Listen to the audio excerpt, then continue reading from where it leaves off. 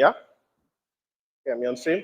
Okay, good day, everyone. Welcome to another edition of DevFest 2024 GG Port of Spain. I'll be one of your organizers, one of your hosts for today, and we have a lot of exciting talks for you. Again, once again, from our local and regional development community. So without further ado, I'll just take you through our agenda.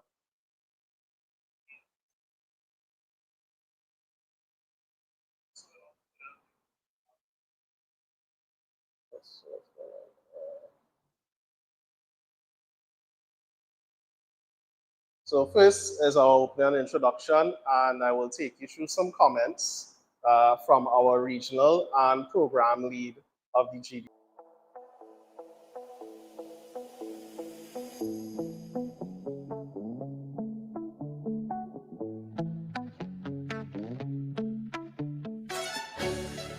Hello, welcome to DevFest. This marks the 15th year of DevFest, and it's incredibly humbling to share this moment with all of you.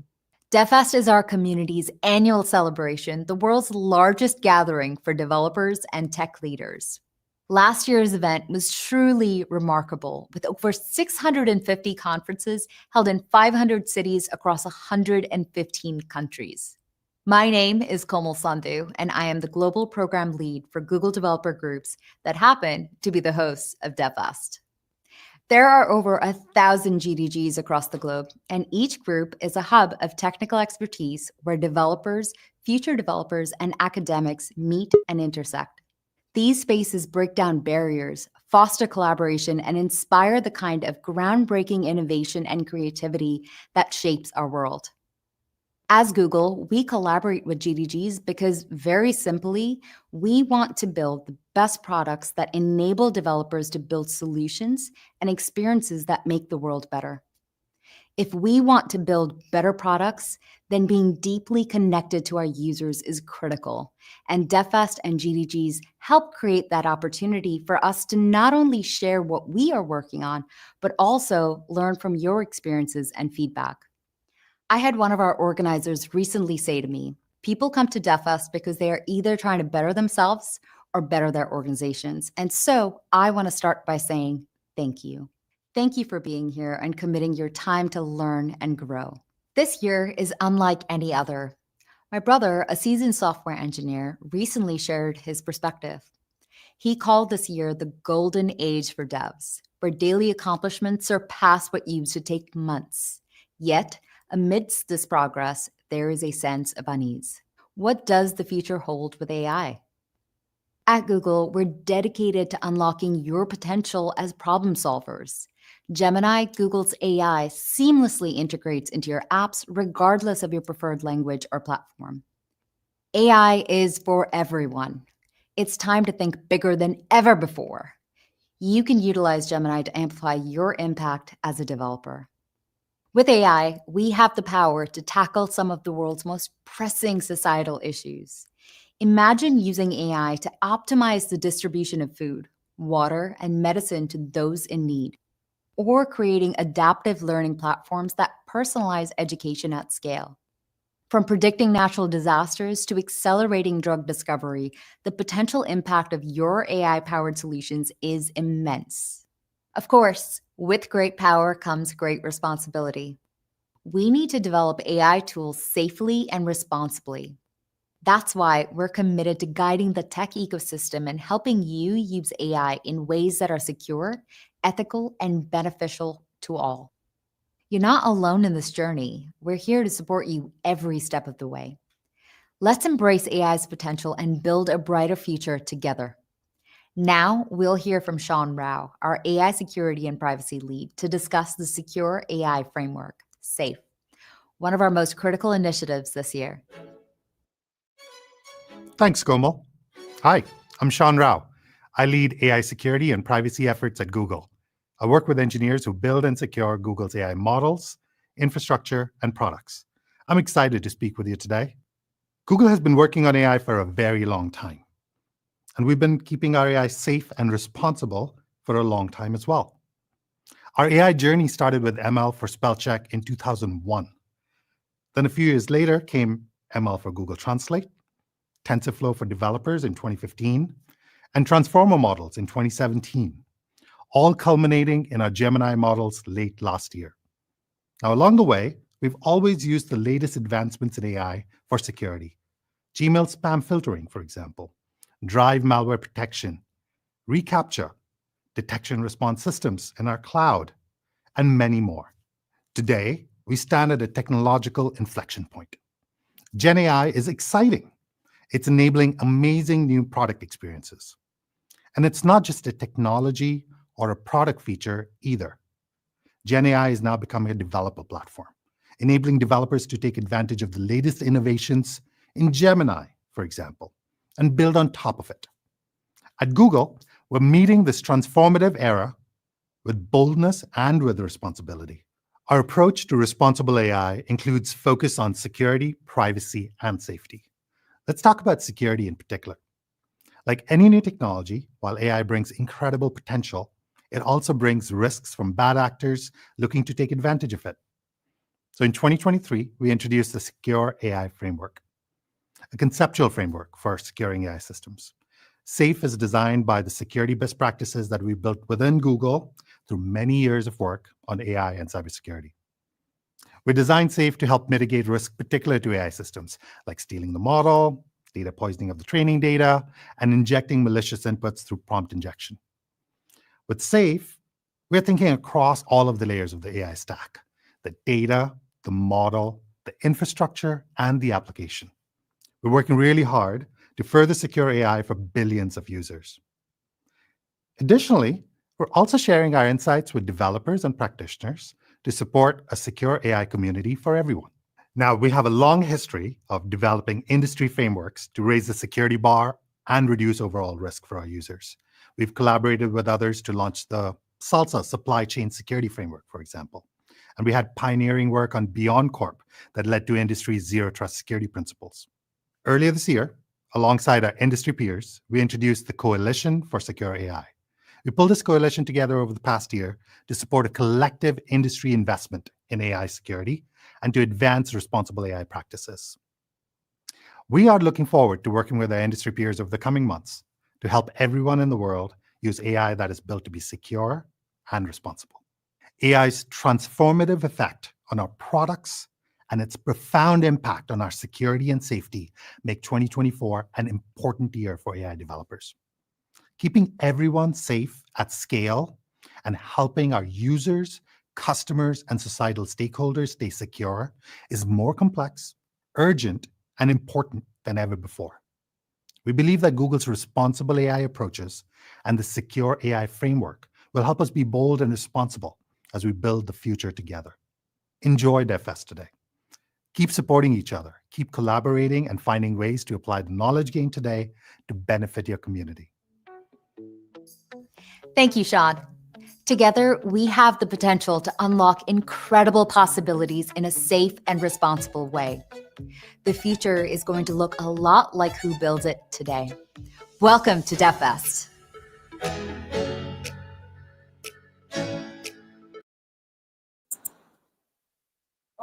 Hi, everyone. So we're going to introduce Rodrigo, who is our lead for LATAM.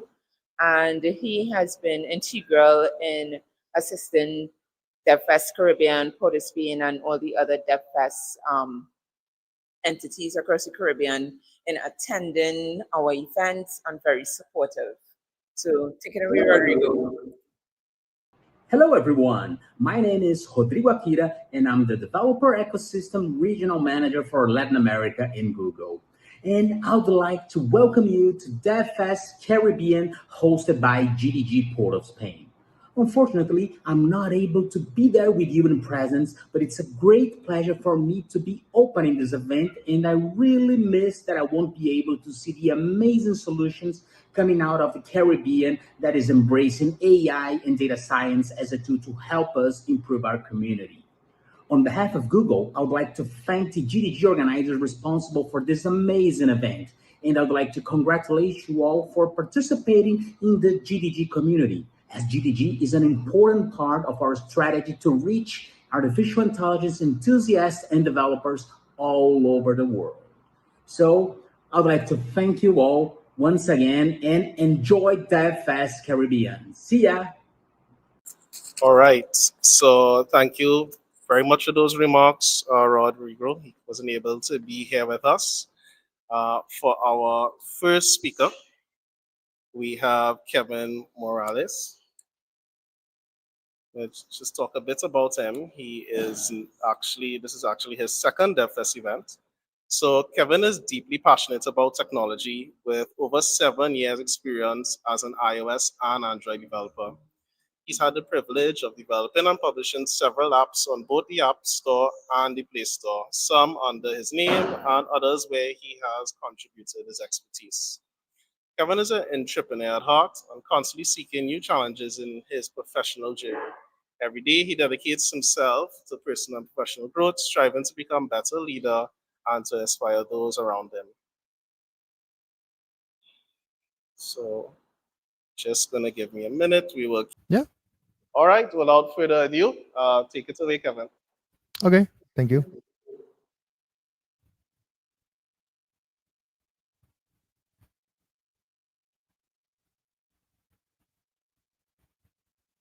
Mm,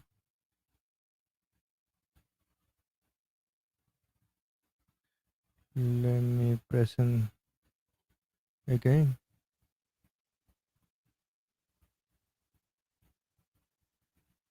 Okay. It's perfect. Well, hello everyone. My name is Kevin, and today I will talking about the GraphQL versus REST, choosing the best fit for Android apps. I so proud for to be here another year because the last year I was with Nicholas, and I so happy we to knowledge another time this. Well, this agenda is the first topic is introduce myself. The second topic and the free topic is the REST versus GraphQL, where I seen the definitions. Where is where is that this topic now? And the fourth topic is the features that when you use in the Android apps or another platform. And the five, I will talking about the closing. Okay, but the first of all, to introduce this presentation, I really like to talk for me, no? Who is this guys, no? So in my personal topic is I am person who deeply values family and enjoys spend meaningful time with the loved one. I'm passionate about playing paddle and I love stepping out in my comfort zone by practicing sport in my free time. My entrepreneurial spirit drives to me to explore new ideas and the projects. In the part professional, I'm a senior mobile engineer at the US based company. Outside the work, I lead the GDG Sachilas community in the Santo Domingo, fostering the learning and collaboration in the technology. Additional, I create menus. Menus is an app that promote the gastronomic tourist by serving a menu database. And lastly, I'm the host the podcast Deep Locos. In Spanish, is Deep Locos, where I interview leading experts in technology and the software. The next year, in 2025, I will launch the second season and the change a new academy in my city. Okay, but the main topic is the GraphQL versus REST, and the first of all, I would to talking is how to the get the data when you call the server. Do you use normally the REST API REST when you connect at the server to get the data and the launching the your screen? In this graph, we can see the basic chart to implement this in the wherever platform, or Android, iOS, web, etc. But the rest is the traditional API style using endpoint for a specific resource. And the GraphQL is flexible query language where client requests what they need.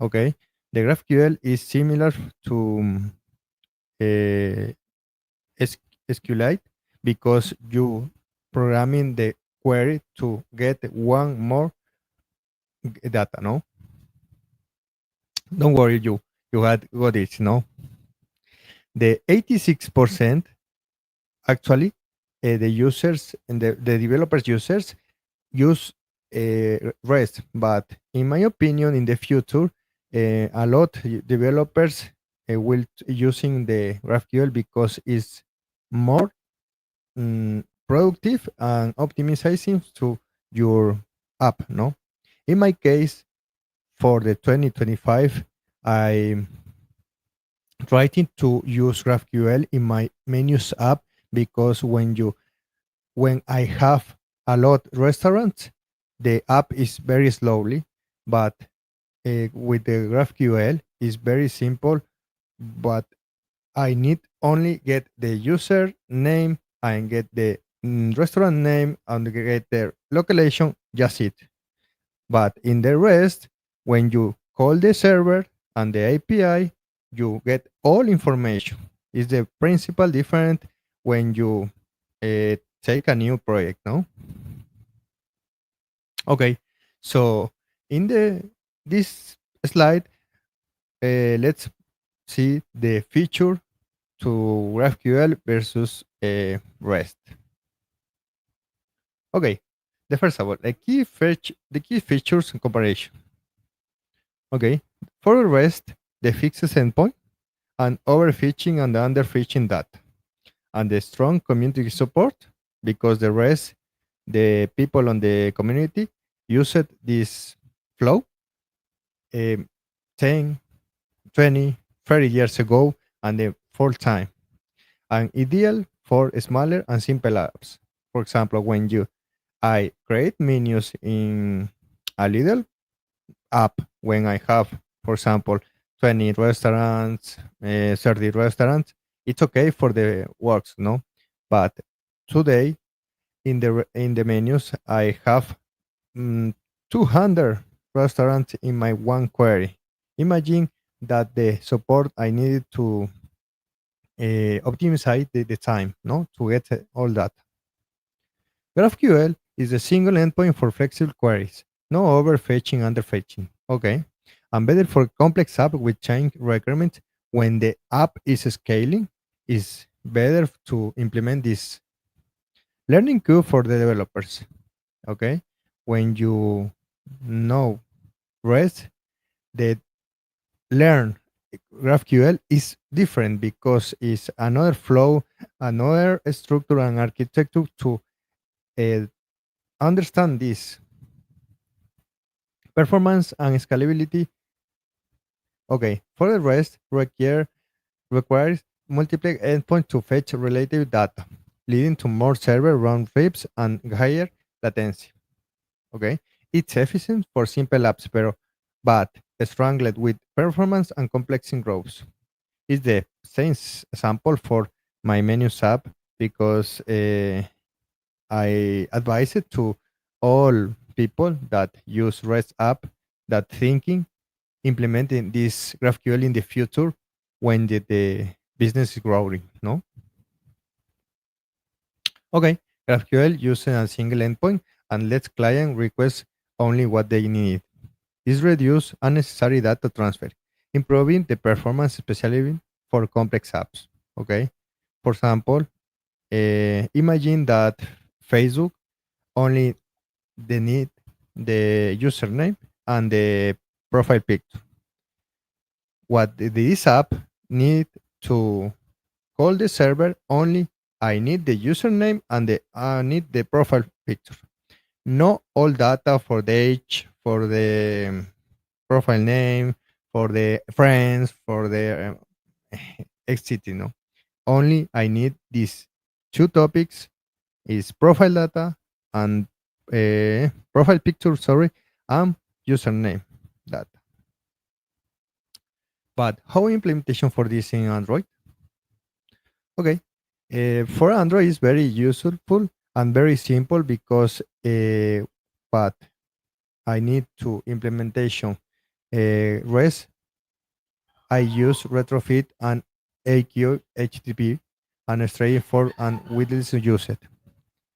Libraries, Apollo and Decatur is very useful to GraphQL because requires a scheme and design and the learning. Okay.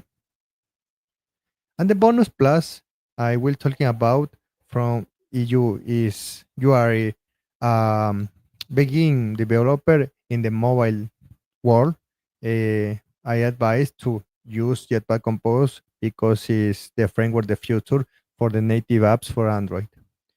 You can see in this image how to implement and the launch screen in 1, 2, 3 lines.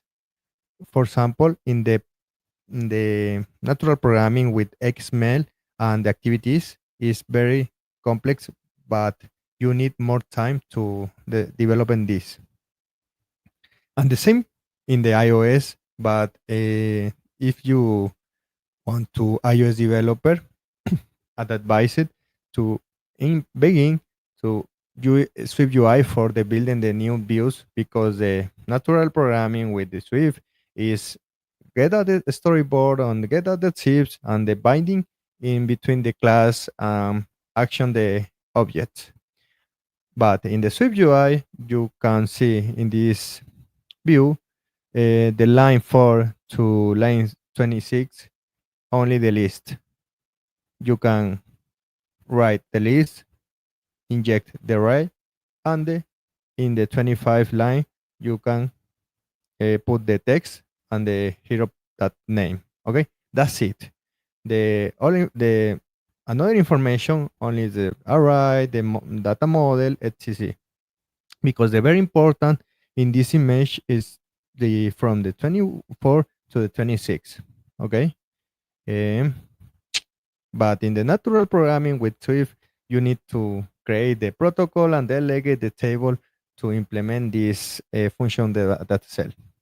It's more time, it's less productivity.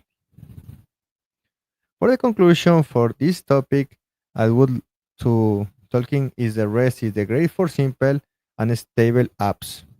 It's very useful when you begin the new project, but if you see the future, but the your data is growing, I recommended that use GraphQL because the GraphQL Shiny is complex and dynamic ones. The right choosing depends on your app's complexity, team expertise, and the project needs. Okay, if you only you for the building a new project, use REST API to create a new team, and when you complete your apps and create a new team with this experience to create a new. Well, after before to finish the talk, I will talking this phrase: "Learn every day, and you will be a new person." Because is the phrase I take in the past years and the uh, 10 years ago to create a new person. When you I learn, I knowledge is growing. I advise it that you take this phrase and go to the mind you. Thank you, Port of Spain. I'm so proud you is to be here today. If you can connect it with me, just the my QR is here. All right. Make sure. Can you hear me okay? Yeah, yeah. Yeah. Okay, okay. All I right. hear you. Thank you so much for that, Kevin. I remember when the GraphQL stuff kind of came out, people Yeah. thought of it as the end of REST. Some people have been dead with REST, but I like how you show that there are different uses, the different approaches. I wonder if you can comment for someone who is used to REST, how would the modeling, or how hard do you think the modeling for GraphQL is to set up those models? Okay. In my case, um, in this Q4 trimester, in my project menus, we was to migrate for REST to GraphQL model.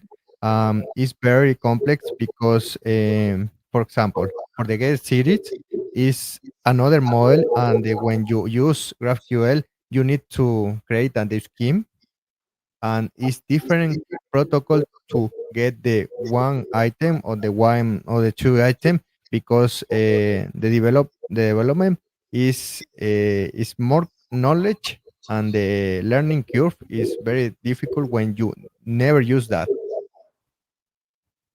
Okay, okay. Would you say, is it closer to, if I was coming from like a MongoDB type approach, is the modeling easier than, say, a Postgres relational schema type approach?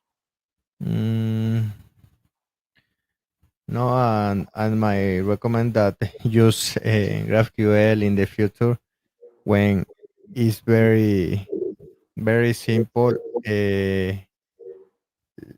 Understand from this begin, because when you create a new project, is more easy implement the new schemes and new protocols. uh, that's it. I'm sorry, what the Alexa is on the the music. Thank you. Oh yeah, no problem. Is there anything else you'd like to add before we send off the next speaker? Any last final thoughts? No, everything okay. Okay. And if you need to connect to talking, you can my QR. Yep.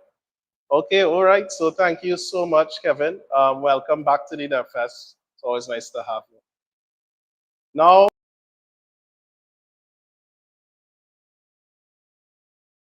he is no stranger to the events. Actually, he has been part of the community for some time, and he currently works at Trinidad Systems Limited as a. Oh, I hope I get this correct. I don't have the notes here. I think it's an AI and data analyst, but maybe Phillipe could correct me. Welcome to the DevFest, Phillipe. Phillipe. Hello. Hi, hi, hi. Hey, Yes. sorry, man. I went to make some coffee. What's up? Hold on. no, no problem. I'm gonna put on my headset. Hold on. I'm a cam. Yeah. Okay. Hi, Phillipe. How you doing? Good, good. I see we starting here early. Yeah, we're starting. We're a bit ahead of time for Yeah, no some. worries, man. And it never happens when we actually ahead of time for a change, but that's cool. Despite the Yeah. little hiccups here and there, we seem to be going quite well. Can you tell us a bit about your company and what is your role there? Yeah, sure, no problems. Again, apologies, battling the flu. So, Mhm. um, I've started at Trinidad Systems Limited, let's say June 2023, and I came on board as their data architect. Um, they're now embarking on really venturing into cloud services, and I was very on the forefront of pushing data and pushing data-driven solutions as offerings to our customers. Um, my role kind of evolved now, and I'm now managing the entire cloud services portfolio, which includes from a technical standpoint and as well as business development. We are Google partners and also AWS partners. So that gives us, a little bit more advantage that we can tap into both cloud providers based on our customers' needs. Um, Although my heart is really at Google, especially when it comes to the data and AI track. Um, but again, we adopted a very cloud agnostic approach when it comes to for our customers, right? But I do believe around data and AI, I do believe the Google offering is where it's at. I think they're the forerunners on this arm of it. Um, so yeah, that's about me and the company I'm in. So I'm just really here to chat with you all, on what what you can get out of a partner, um, and what we are doing use case wise. It's a very short presentation, and of course, to reach out to me afterwards. And we can maybe do some work online because our service team is very small. Because the projects that are coming on board aren't quick, so it doesn't make sense to have a lot of staff on board. Um, that you're not getting enough projects to work on. But as it starts to ramp up, we need to tap into some resources. And again, the GDG is really where a lot of the smart minds are, and we can start tapping into you all reaching out, having a resource pool where we could leverage, give kind of quote kind of thing. Yeah. Okay, sorry, I can respond to some of that. You're coming across a little muffled on this A little end. muffled? Okay. A little All bit, right. maybe could switch mics. Wait, let me see. Let me see if I can come on. Hold on. Yeah, or maybe just speak a little louder. Hear me better now? Oh, that is much clearer, audience. Hi. Let Yeah, me get the headphones. cool.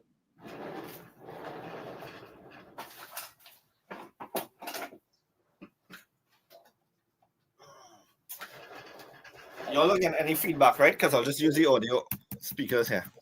Sounding good here. All right, good. Yeah. All right. I can go over some what I said to make it clear for everyone. Yeah, sure. Yeah, cool.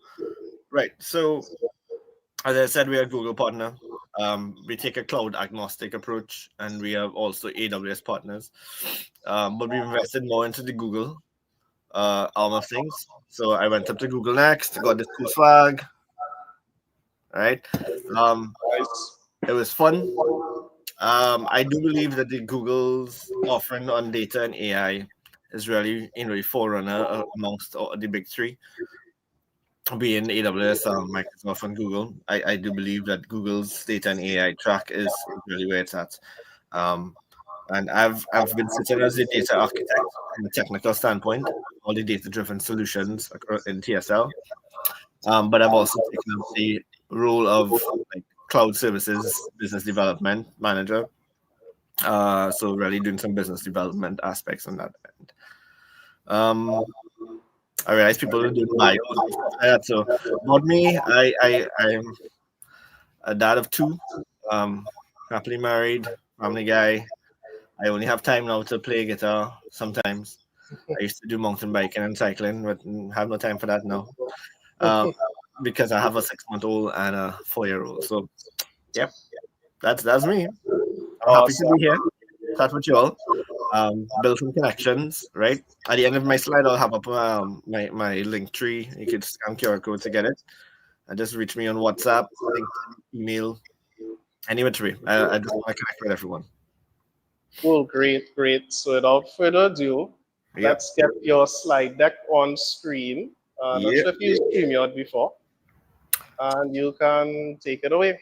Yeah, let me just how do I do this? Let's see. I never used this one before, so let's just try. Problem. There should be a share down there. Yeah. Yep. Chrome tab, also share the audio. Yep. Good. Seen it? Y'all seen?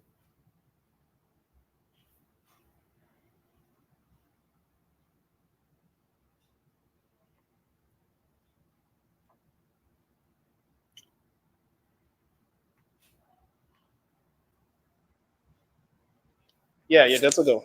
All right, cool. Nice. Let me go back to it. All right. So as I said before, I just really given a view from a Google partner, what we are seeing out there in the industry, what we've seen out there in a wider scope, right? What other companies are doing, and really tapping into the GDG for knowledge, getting your feedback on what you are seeing as developers, and then see how best we can marry the two, right? So I'm going to talk really around data and AI, but as Google, as cloud service partners, we run the entire gamut across the entire Google Cloud platform, across the entire AWS platform. So we will touch on we could have infrastructure offerings as well. But again, I'm the data architect. I will really mainly start talking on data and especially AI as well. What we've seen, generative AI applications. It's a big buzzword, Gen AI apps, Gemini, all these different models that are coming out. And a lot of companies are wanting to jump onto that train, right?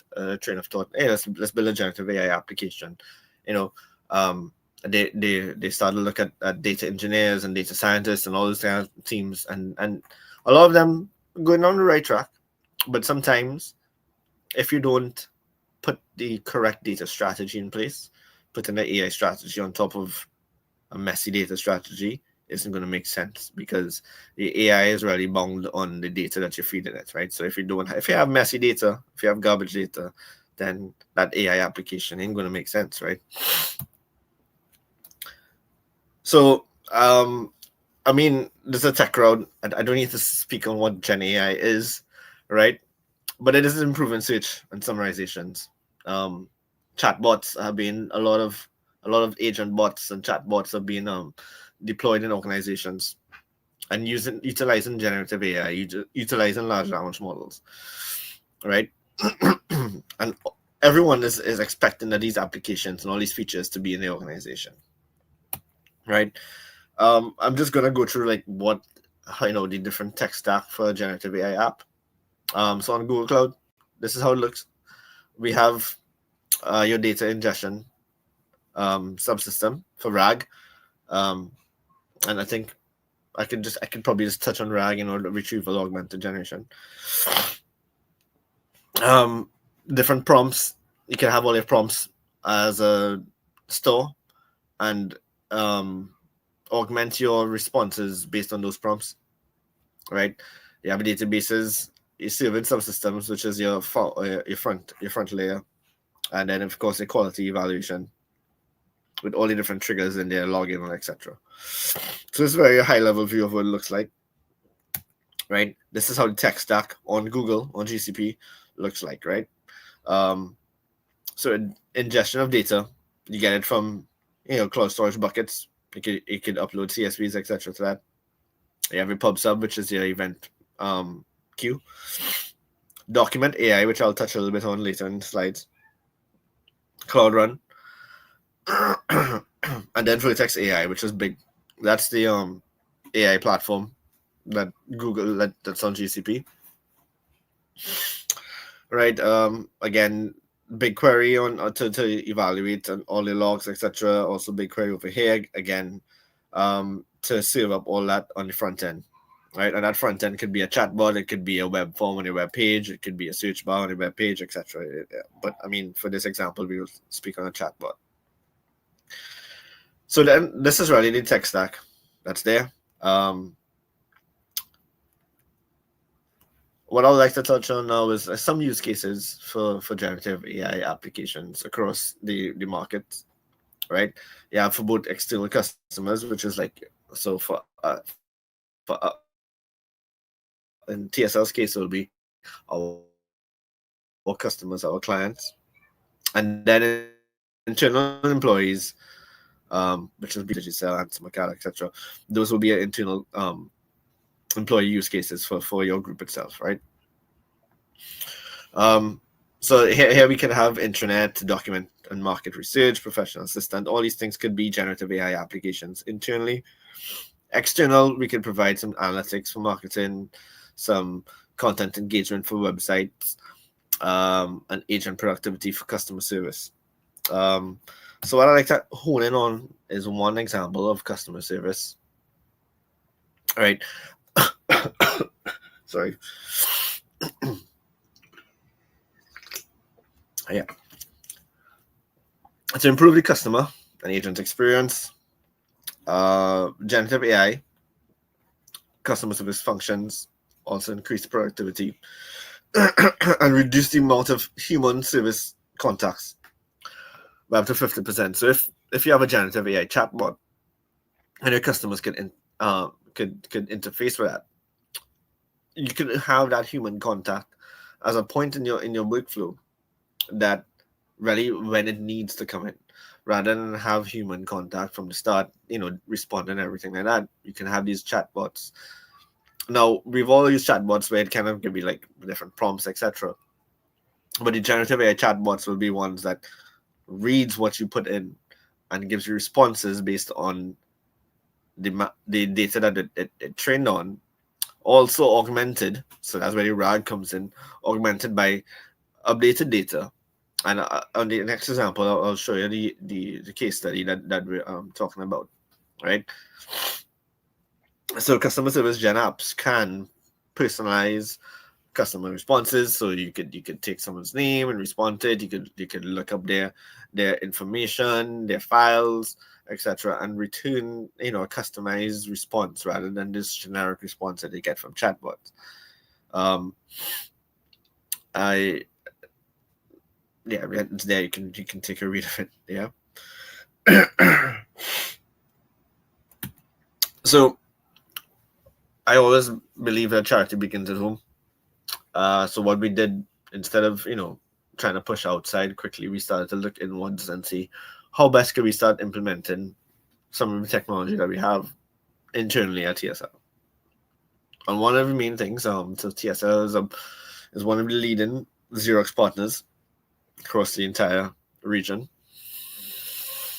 So having a chatbot or a bot and a chat agent for Xerox, right?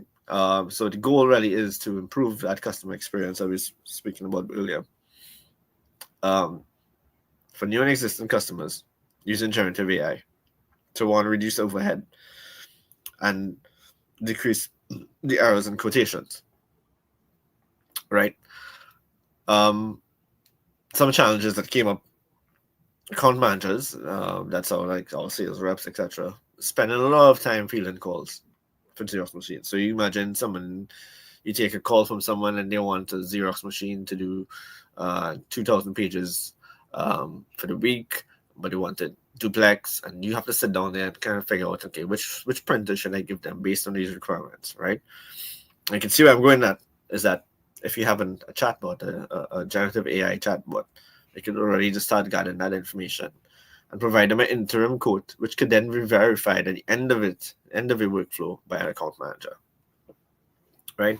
And of course, needing to sift through all those documentations, all the updated catalogs, all the updated brochures to find that right machine for your customer.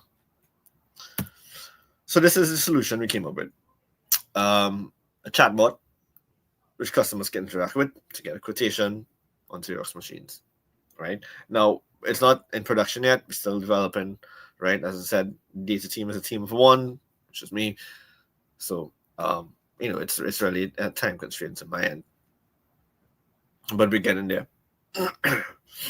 Customers could then put their needs in, put their specs in. A chatbot will respond with an appropriate price and model, which will then be verified, right, by the account managers. And then how it works is that we'll have a language model with all the brochures, etc., and the updated pricing will feed as grounding, feed as RAG inputs into our LLM, and it'll be trained. So we wouldn't have to retrain that entire LLM all over again. We just augment that data, that data in the LLM with the updated pricing and models, etc. Right? We'll also record all the quotations that was presented, all the metadata from those quotations in a BigQuery table to run some analysis and see, okay, which customers are asking for what kind of machines, or what kind of machines are being asked for often, and either run campaigns on it or use it to which machines should we stock more of. Yeah. Because again, if a lot of customers are asking for a specific type of machine, then we should really stock more of that, so that we cut down the delivery time, which is like around 6 weeks if you have to order a new machine, right? Rather than 2 weeks or a week if you have it in stock. So how it looks, from a design perspective, is that we're going to put all our data inside of a storage bucket. CSVs, PDFs, etc. Put all that in a storage bucket. Keep all our configs and prompts, etc. in an AlloyDB instance. And our Vertex AI is where we're going to start building our LLM, our search bot, our agent, and also use the embeddings from our RAG data in our Vertex app. The front end will be a chatbot. We're going to use the agent builder from on Vertex AI as that chatbot, and then just integrate that into our website. And then, of course, the analytics I spoke before, BigQuery, Cloud Monitor, and Cloud Login for the application. Pretty straightforward design, pretty simple design, nothing too extravagant.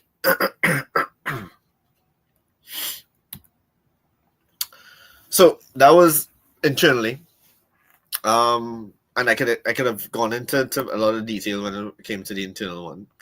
External clients, I'll just be customer stories, and I'll kind of be not vague, but open ended with it, just because it's customers' information, etc. It can't get too in depth into it, right? So one customer story we did around generative AI. We built an enterprise search to interrogate their financial reports across years and companies and generate answers by allowing the finance and legal department to interrogate it like an enterprise search, like how you do like a Google search, and ask it, what was my year over year in 2021 compared to 2022, and then compare that with other companies similar to mine, and it'll generate those answers for them based on the data that we gave it. So we gave it all the financial reports for the company, and then it generated those answers for it. All the answers that were generated were then referenced, right, to the respective document. So let's say on page 10, it saw the annual revenue for the company A, and you ask it, what's my annual revenue for company A in 2023, and pulls up that answer for you. It then referenced it where it got that information from. So you could click that and go to the actual document itself where it pulled it from, right? That search bot is developed and was a front end, so it's a very like a search application. And Vertex AI was a platform used to develop that enterprise search application, right? Again, if I'm going too fast, if you want me to slow down and ask a question, by all means, or we could ask questions at the end.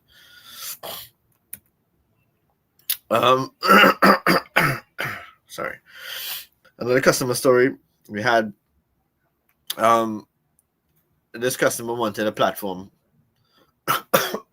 sorry, to develop in-house AI and ML models. Right, they had one before. It was working okay, but they wanted something a little bit more cost-effective, a little bit more robust, and room to grow. So they narrowed it down and they went with Google. And a lot of these models are being used across the entire organization, driving innovative solutions and innovative projects like customer retention, upselling, product recommendations, customer churn, etc. What they use it for, they have multiple compute engine VMs with TPUs for all their processing. So they have all their code, all their models, etc. in Jupyter notebooks, and they are processing those using those VMs. I think we have them using TPU version 5, I think it is. Yeah. And the cost isn't bad. I mean, we could talk costing at the end of it, how all this is going to look for organization. As I mentioned, they use Vertex AI to house their Jupyter notebooks, giving them access. Also giving them access now, because in Vertex AI you can do your code only, or you could start looking into Model Garden itself, to pre-built models that Google has done based on certain criteria, etc. And you could tap into that, and it would be quick to just run up a model. So we spoke on due for time there. About 20 minutes. Okay, good. We spoke on some use cases that I've seen that we have done, and customer stories from TSL standpoint. I just want to touch now because we're in DevFest. Some of these tools that are available for developers. I'm not gonna play it. I can play it. It should be like about 3 minutes. But Google Colab, however you want to call it. It's really let's play the video. I can play a video, right? That's fine. Hi there, I'm Julianne. I'm a software engineer on the Colab team at Google, and I primarily work on Colab's AI features. Today we're talking about Colab and 3 AI-powered tools that you can start using right now to supercharge your development, whether you're a seasoned developer or just starting out as a student. And those features are Generate Code, Explain Error, and Gemini Chat. And now, to talk about that a little more, we have our fabulous UX researcher on the Colab team, Key Lee. Hey, Key, thanks so much for joining. Hey, Julianne, thanks for having me. So, Key, when you're doing your research, you must talk to a lot of our users. So how would it help someone who's just learning coding like a student? Yeah, so Gemini in Colab is for everyone who works with code. For students, Gemini in Colab are like their personal tutor. For instance, you can still write Python code, but when you face error messages or when you get stuck, it can give you useful tips or, nudge into the right directions. I wish I had that when I was learning coding. That sounds really nice. So what about someone who is a more seasoned developer? For seasoned developers, it's like a great assistant. You are still in control. You are the one who's writing the code, but it can help you write the code faster or debug things faster. Nice. That sounds really helpful. Now that we've talked about some of the benefits of using Gemini and Colab, how about we talk about a couple of my favorite features? Okay, so how can I use Colab's AI features to help me accomplish a real programming exercise? So today, what if I want to create a database with midterm grades for some students? For that, I would use the Generate feature. And the way you use it is to open up a new code cell and then click the Generate link that's inside of the code cell. This opens up a prompt where I can input what I want the code to do. So I can type in English text, create a data frame that has midterm grades for 10 students. And all I have to do is press enter, and then Gemini goes and outputs the code for my prompt. And now that I have my data frame printed out, I can use another AI-powered feature called recommended plots. So all I do is click this button, and it'll show me helpful ways to visualize the data. And all I have to do is choose one, and it'll capture the code for me. Okay, now that I have a good starting point for my app, what if I want to go and add a new student's midterms grade to my database? The way I'm going to try to do it is like this. And you'll see when I run the code using the play button, I will hit an error.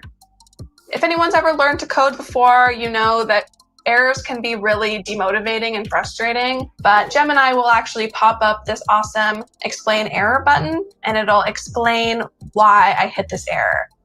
But not only explain, it'll actually give me corrected code that I can just copy and use to help get myself unstuck. So now that I have some code in my data frame, what if I want to learn about different ways to visualize that data? I can ask Gemini Chat, how can I create a bar chart using Matplotlib? And not only will it output the code for me to accomplish that task, it will also break it down into steps and tell me what each step is doing, so I can now apply that to my code. But another really cool thing about Chat is that it's much more open-ended. I can basically ask it any question about coding, technology, or anything. Thinking back to myself as a teacher, what is a good quiz question to ask a Python student? And it will output this question, which is, what is the difference between a list and a tuple in Python? And then it will give me a series of answers here I can use for my rubric. So there you go. Now you have a quick primer into some of the awesome AI features that we have built right into Colab. And thanks again to Key for stopping by to chat with us. So now that you have a primer into these features. All right. So, I mean, right, found a video to show it. Just easier than me talking over and over and over. Why reinvent the wheel if Google already did it? But yeah, Colab is pretty powerful. All those features that she explained there are available. I checked it. I toyed around with it. I use it from time to time. Whenever I do get some time to do development, if I'm not doing presentations or something. But Google Colab, it's free. It's available. You can Google it, Google Colab, and you just come up to it. I think I'm sharing tab, not sharing screen. Also, I'll show you how it looks. But Hi there, I'm Julie. Yeah. All right, so that's Google Colab, right? And you can tie it, you can connect it to your VMs that you have on cloud, so you can run a compute on that. You could connect it to Vertex AI. Connect it to your models on Vertex AI. You can do a whole lot with it. It really is like a Jupyter notebook type instance. Another one I wanted to mention, and Nick, I'll be sharing these slides with everyone because I don't want to go through all these videos. Yeah? If not, yeah, sure, we could make it available. Yeah, right. So I'll send you the deck, Nick, and you just make it available to them. But again, Gemini API, right? How to use that Gemini API, and also AI Studio, right? AI Studio is pretty powerful. I think I have time. Which one it is might be.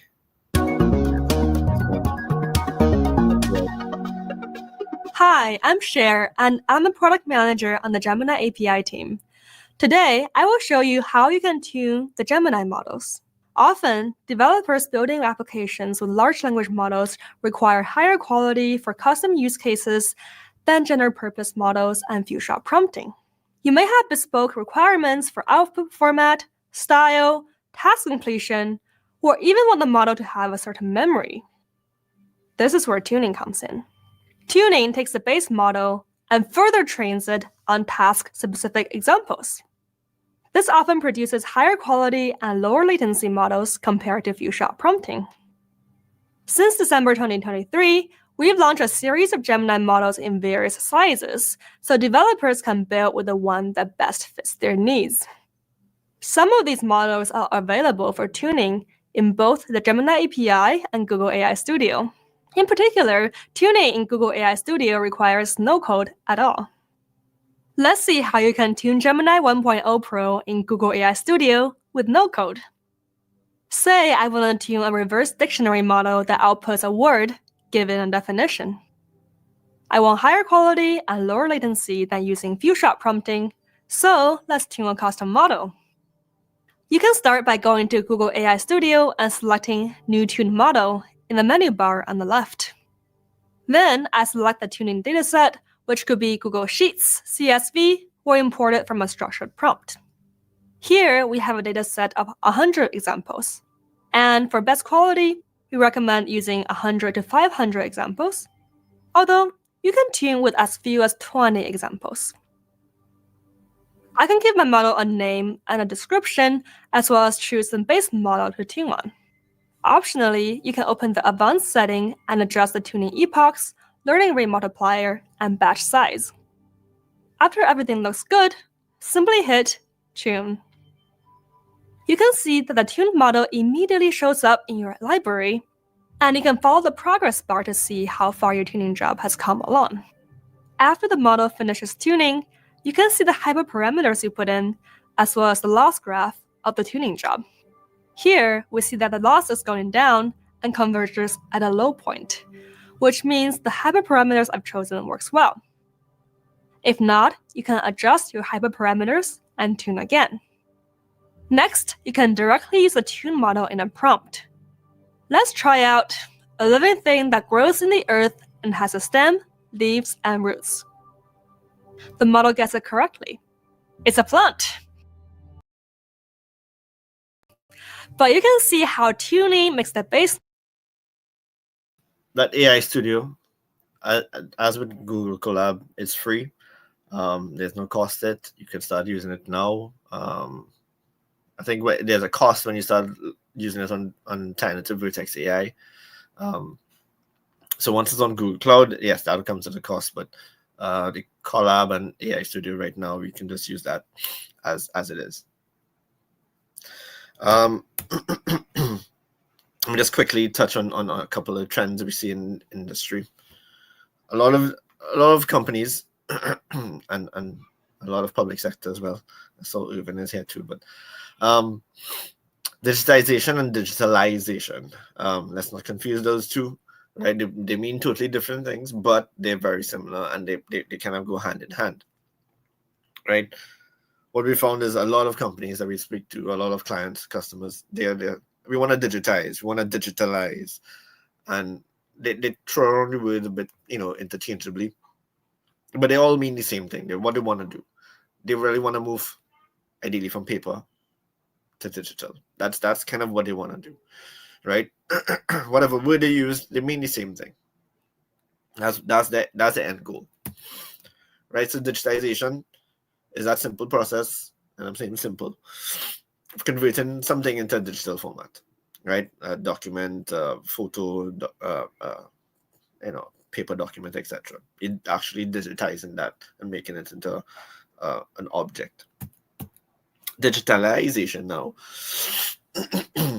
it's when you process that data. You make, using digital technologies, you make workflows, you make business processes around that digital data, right? So a lot of companies want to go to the digital era, and digitization and digitalization is really where they want to be at to get that there. One customer story, and again, being very kind of vague on it, they want to better service their clients' needs by utilizing the technology in a digital environment. They want to convert a lot of the manual processing around documents, etc., and client information into a digital workflow, and use machine learning and analytics to get insights into the clients. So what the solution was is that we utilized something called Document AI, which is a Google technology, a Google service in GCP, to extract and classify those documents that were placed in a cloud storage bucket. So what we did, we took all these scans of all those documents, placed it in a cloud storage bucket, and then utilize Document AI to classify those documents. So let's say we put invoices and memos and POs and IDs and all those things into one bucket. Document AI will say, okay, and we will of course train Document AI, a classifier, to say, okay, this is an ID, this is a memo, this is an invoice, etc. And it'll just kind of scan through and say every document it pulls up, it'll say, okay, is this an ID? Is what am I going to classify this as? So it classifies it, and it also extracts the document, the metadata, or whatever data we want from the document out, and stores that metadata now in BigQuery, right? And then we can start running in analytics on this stuff in BigQuery, right? That's kind of like the overview of what we did from a project standpoint. Again, Google had a very nice video on it, and it doesn't touch much on let me just see how long it is. 7 minutes. Okay, so you guys could probably take a look at it. It uses the same. It's basically the same kind of use case we did. Extracting data, store it in BigQuery, and then using BigQuery ML to run analytics on that data in there. Right. So this is really coming down to the end of the presentation. About 5 minutes to the mark. So I'll leave it open for your documents. Hold the keys to. I'll leave it open for any questions. You can scan this. You'll get my link tree. Create a link tree thing with all my contact info on it. You can feel free to WhatsApp me, reach out on LinkedIn, connect on LinkedIn. It's fine. Phillipe, well, we have the break right after, so we can actually do the video. Okay. Do some Q&A. Yeah. Cool. All right, well, let me play the video then. It's pretty cool. All right. Your documents hold the keys to smarter decision-making and incredible customer experiences, but only if you can extract and use their valuable data. And extracting is often a slow, manual, and complex process. Imagine if you could transform all of that unstructured document chaos into neatly structured tables within a data warehouse, ready to fuel your company's data pipelines. In this video, we'll explore how Document AI integrates with BigQuery. You'll learn to extract insights, streamline analysis, and turn your documents into structured data, all within BigQuery.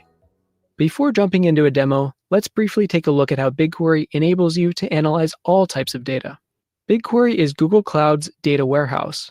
Not only does it handle your structured data, but it also works seamlessly with unstructured data, like invoices, forms, contracts, and other documents. BigQuery accesses these assets using object tables, which provide a structured interface to your unstructured data in Google Cloud Storage. Extracting meaning from all of your documents is where Document AI shines. Document AI takes unstructured data from your documents and transforms it into structured data, making it easier to understand, analyze, and consume. BigQuery Machine Learning acts as a bridge between BigQuery and Document AI. It lets you call upon Document AI's powerful capabilities directly within BigQuery and using familiar SQL syntax.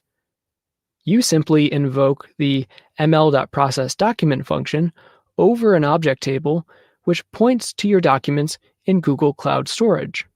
The results are then returned directly to BigQuery storage, ready for you to analyze and combine with your other business-critical data. This integration with Document AI eliminates the need for custom coding to bring insights into your data warehouse. Your documents can now flow effortlessly into your data warehouse securely, at scale, and using the SQL skills that your team already has. Okay, so let's head to the console and begin parsing documents. Imagine I work for an online e-commerce company and we include an invoice in each of our orders. These invoices contain useful information like customer names, items ordered, total price, and more. As you can see, these are PDF documents in cloud storage, but it'd be nice to have this data in our warehouse. So let's walk through how it's done. I'm going to first navigate to Document AI within the console. I'll select the processor gallery, and I see a wide array of general and specialized processors to use depending on the input document type. Since I'm using invoices in this example, I'll select the invoice parser from the gallery, which extracts predefined entities from invoices. I'll then input a simple name and click Create. I'm then presented with some basic information about my processor. I can also find the available versions in another tab, and I'll need this info later on for BigQuery, so I'll keep this.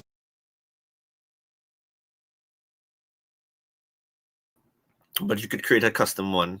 I did one for B-Mobile and Digicel phone bills. I did one for TNTech bills. I did one for national IDs, driver's permits, etc. So it could be very tailored to what you want it for. Yeah. This page in mind. Next, I'll navigate over to BigQuery. I first need to create a cloud resource connection. This allows BigQuery to access the PDFs in cloud storage and invoke jobs in Document AI. To do so, I'll add connection to external source. I'll set the connection type as a Vertex AI remote model, and I'll give it the name doc_con. I'll then just click Create Connection. I can then navigate to the Cloud Resource Connection and copy the service account ID.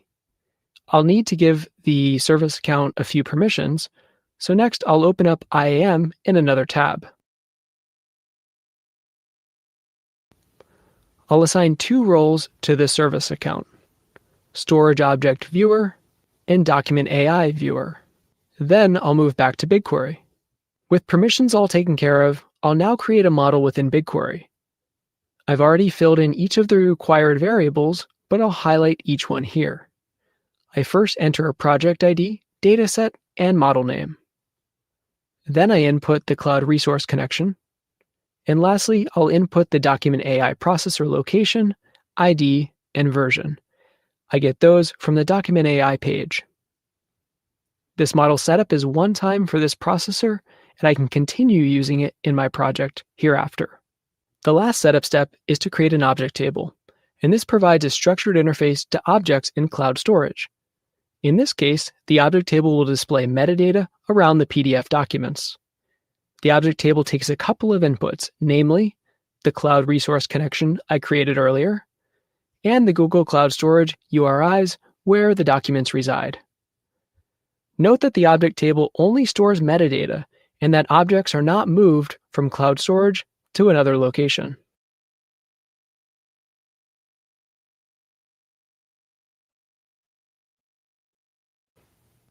With everything set up, I can now use the ml.processDocument function. The function takes two inputs. The first is a remote model I already defined, which points to my document AI processor. The second is an object table that references our documents in cloud storage.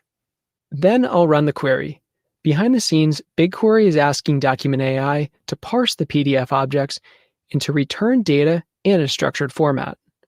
Upon the query finishing, I can now query the table that contains data from my documents.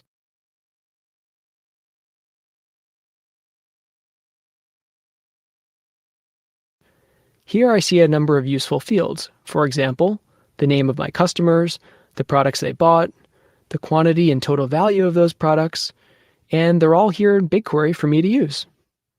And now I can use this data for analytics purposes. I might join it to another table in BigQuery to augment my existing data posture, or I could even just run a simple aggregation to find the top-selling items. Let's give that a shot and see what happens. It's clear that the weekend crewneck sweater is our top seller, followed by the high-waist flare-leg denim and the vintage sole graphic tee. This would have taken a long time manually to look through each PDF, but now we can use BigQuery for the heavy lifting. Analyzing complex documents shouldn't require deep AI experience, and BigQuery's integration with Document AI lets you unlock document data with the power of C.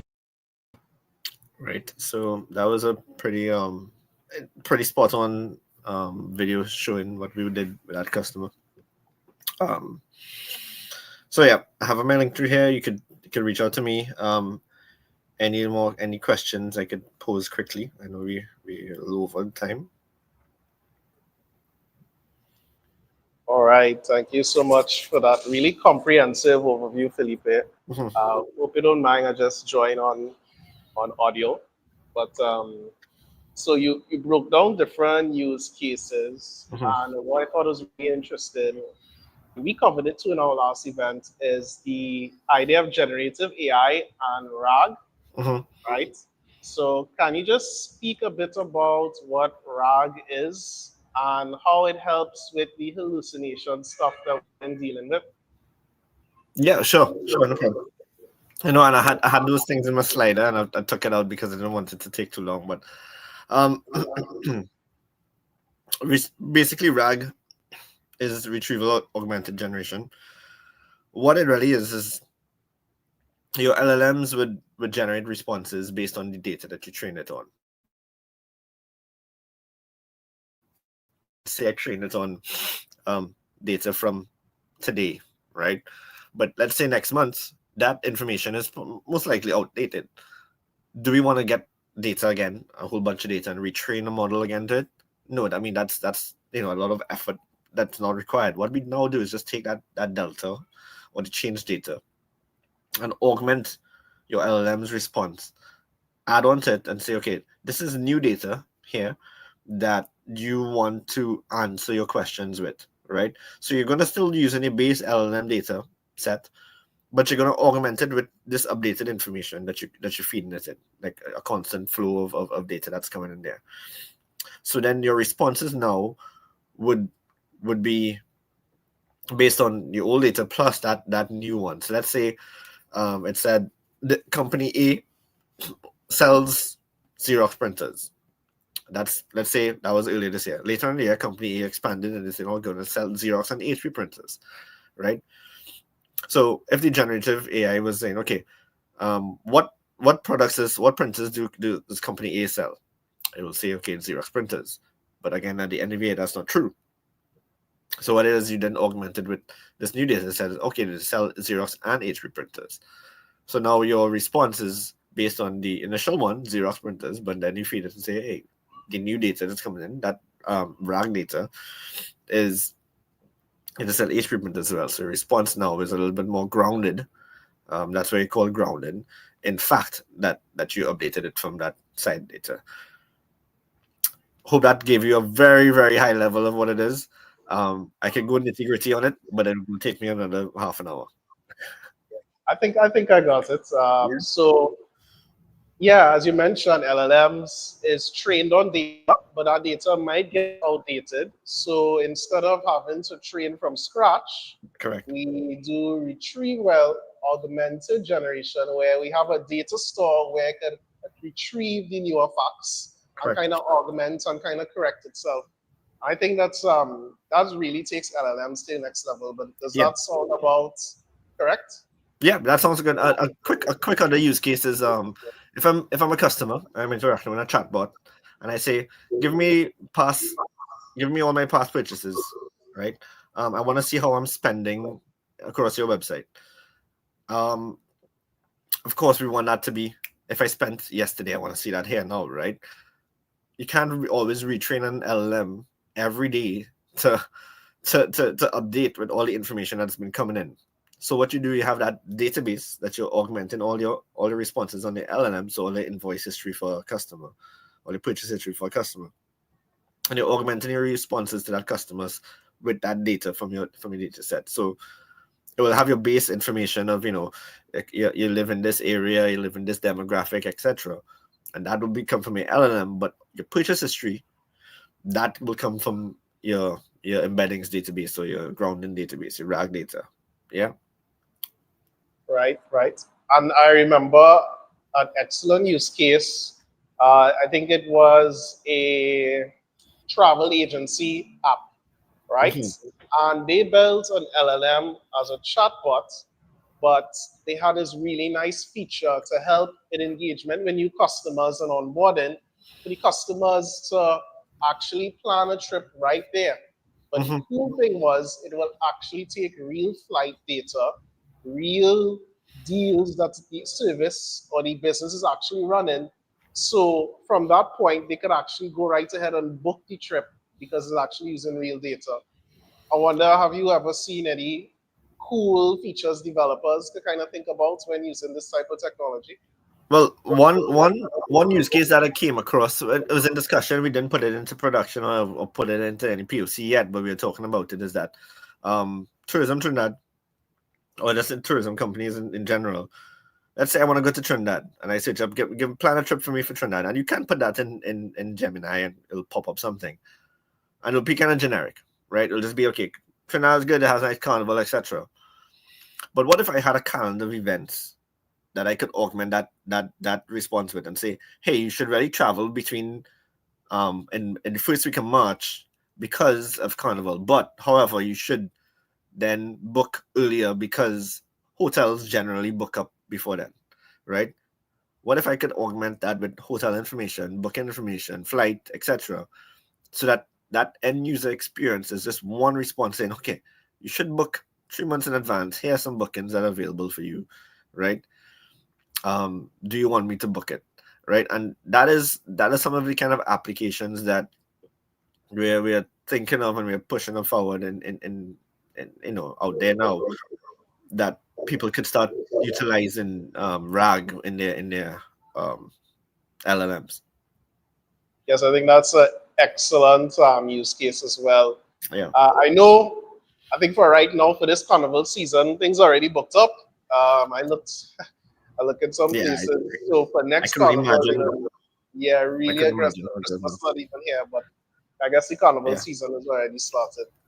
So I'd like to thank you once again, Phillipe, for that really great presentation. Welcome to the DevFest. So happy to have you all.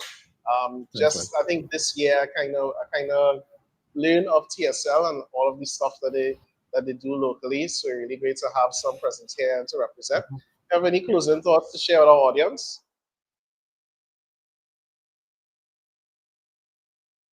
Oh, I think your stream is frozen. Let's see if we get Phillipe.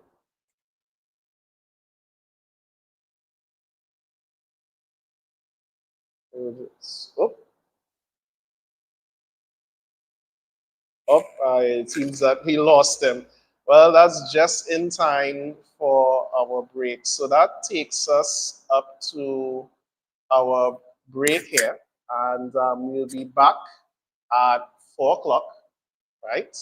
So then look at responsible AI with our next speaker. Oh, Phillipe is back. Let's see. Oh, Yep. seemed like we lost you there for a minute. Yeah, just lost me for a minute there. Mhm. I think I was just saying we like to hear from you all. Again, we speak with Nicholas on a regular, but reach out to me. Let me know your thoughts. What ideas you all have. Maybe we could start partnering up and creating some good relationships going forward. I will be our Google partner, so resources wise, we could start looking at credits. We could start looking at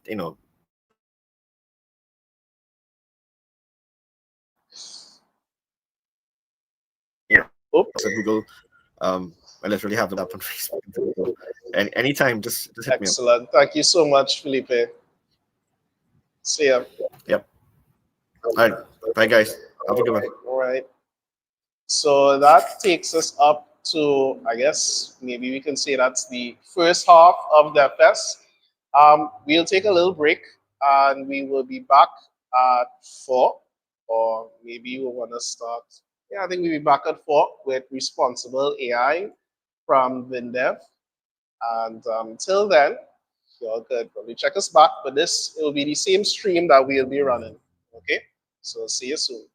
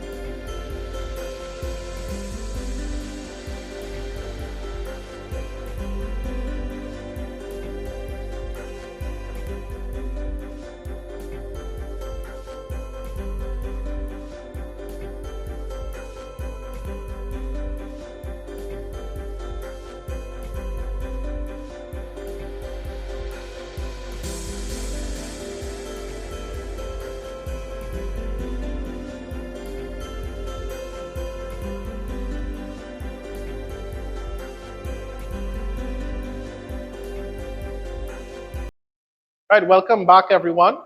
We're just about to begin our next talk. So our next speaker is Vindev Oudit, and he is an AI and data consultant at Ernst & Young. Previously, he worked as a data analyst at iGov. Independently, he also used machine learning models for sporting events, mostly football. And his academic background is in mathematics and statistics from the University of Manchester. His final year studies focus heavily on scientific computing and machine learning. So without further ado, I'd like to welcome to the DevFest live in person, Vindev. Hi, good afternoon, everybody. So we're going to be talking today on building responsible AI solutions. You know, as developers, that's something that I'd imagine is very key. So without further ado, let's get started. It can be a bit of a less technical topic, but I think it's exciting. So let's get into it. So generally speaking, when we write traditional code, traditional algorithms, we know what our code is doing, right? At least we hope so, right? So as you can see from on screen, you know, we have our input, and the box, so to speak, is there to be seen. We can look and trace exactly what our code is doing at any given step, and based on that, we have our output. Now, one of the great issues with AI solutions right now is the explainability of models and something that's come to be known as the opacity of the model. So just to illustrate that, when we start with a traditional machine learning model, it becomes a bit harder to interpret. You know, there's a lot of statistical parameters that are going into it, and as a result, we can't 100% always look and see what is going into our model. So, however, based on the coefficients that are present, based on the data points, we can get some reasonable inference about the relationship between our input and our output and get explainable predictions and explainable results. However, when we switch to deep learning models, such as your neural networks, your large language models, the amount of weights and biases and the complexity of the calculations makes the interpretability of the model very, very difficult, right? We can't figure out, it's a black box. We know what our input is, we know what our output is, but we don't quite understand what's going on in between. And that's the core issue, one of the core issues that leads to a lot of the responsible AI considerations that I want to get into today. So I want to start with a quick example. So this is actually an example taken from a paper called Why Should I Trust You? Explaining the predictions of any classifier from researchers at the University of Washington. The full link is on the bottom there if you want to take a look yourself. So the researchers were building an image classifier.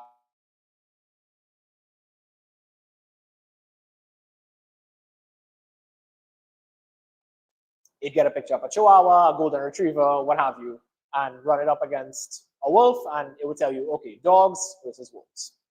And everything was working fine.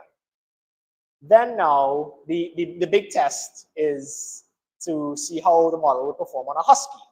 Now, a husky, I mean, for those of you, if anyone's unfamiliar, a husky is a dog that looks a lot like a wolf, right? And interestingly enough, the model chose the husky to be a wolf, not to be a dog. So researchers, well, were under the initial impression that it's predicting this because the fact that the husky looks like the wolf. It's not a matter of anything else. It's just a matter of closeness in the model. But upon further investigation and using a method called LIME, it's a very interesting method that does help augment the explainability of deep learning models. They were able to discover that the real cause of the issue with the model was that it wasn't detecting, it wasn't even looking at the features of the dog. It was looking at the background of the image. The picture of the husky was taken against a backdrop of snow. So they didn't build a dog versus wolf classifier. They built a grass versus snow in the background classifier. But it was so counterintuitive that they had built a dog and wolf classifier. So granted, there are not many situations where not being able to tell. I mean, I'm not diminishing the fact that mixing up a husky and wolf can get you in trouble at some point in time. But when you now look at a situation like this, it's just an illustrative example that what happens when a similar situation like this arises in a much more serious AI model, a model that's being used to determine people's loan applications or analysis of security camera footage or these very serious societal issues. So that brings us into the main point of today's discussion, which is the key risks and ethical considerations associated with AI models, right? So the first one I want to lead with is the issue of unexplainable models, these black box models, so to speak, where we don't know what's causing our predictions. We don't know what's governing it. We don't know why it's happening. And that really boils down to building models. The concern is really you're building models and you don't understand what's happening. You're just using it and trusting it blindly. And for the purposes of much more serious cases, this can lead to a variety of issues, and it has been shown to lead to issues such as racial bias, gender discrimination, in things like facial recognition software, the performance of facial recognition software on various minority groups. So the issue of explainability in models is something that's become very key in recent times, particularly with the rise of these deep learning models as opposed to traditional statistical machine learning. And it's something that needs to be factored in any AI solution that's being built, particularly depending on how and where it's expected to be deployed. So next one I want to touch on is legal issues. So we've had lots of issues recently with copyright with respect to AI generated images, right? These AI are training on publicly available data that may or may not have copyright applied to them. So things like artist images or independent artwork that's being published on the internet just for the purposes of sharing is now being used to train AI models that are going to be used to create these works and then perhaps profit off of it. And then now, do we have the legislation in place to address issues like this, right? What is the ethical consideration of that? Is this a matter of copyright infringement or not? And I do believe there's some lawsuits pending right now, and the outcome of these cases is going to be very interesting on how this shapes the future of generative AI. You know, the next big one is privacy, surveillance, and security. You know, the good old my phone is listening to me, right? You mention something and your ads come up and it's targeted ads and marketing. Now, perhaps that's a bit more innocent, right? If I say I want to buy a phone and next thing you know, I'm getting ads for a phone, I guess that's one thing. But we've seen issues as well where things like security cameras and biometric data are being used to identify people, to perform things like surveillance, like tracking. And in certain societies, we have issues such as social scoring on the basis of a lot of these surveillance models. And it's something that's become a big concern in many things with respect to things like security camera footage and all that CCTV footage being misused now with AI being integrated into it. So the next one is things like malicious usage. So we've all seen deepfakes at this point. They've become so commonplace and they're getting better and better every time.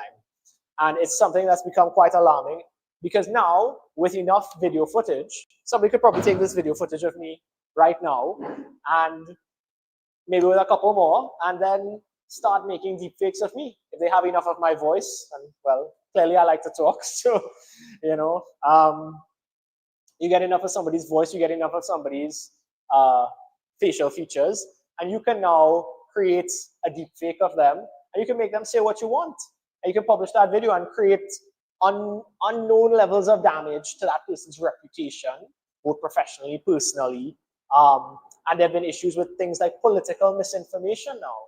So if you take footage of these political figures or world leaders or influential persons, and now publish these videos, these doctored videos that are so realistic onto the internet, what kind of level of misinformation can you spread? Even if it gets taken down quickly, in 10 minutes, a video of a major world leader saying something can create the world of havoc, especially with the age of social media.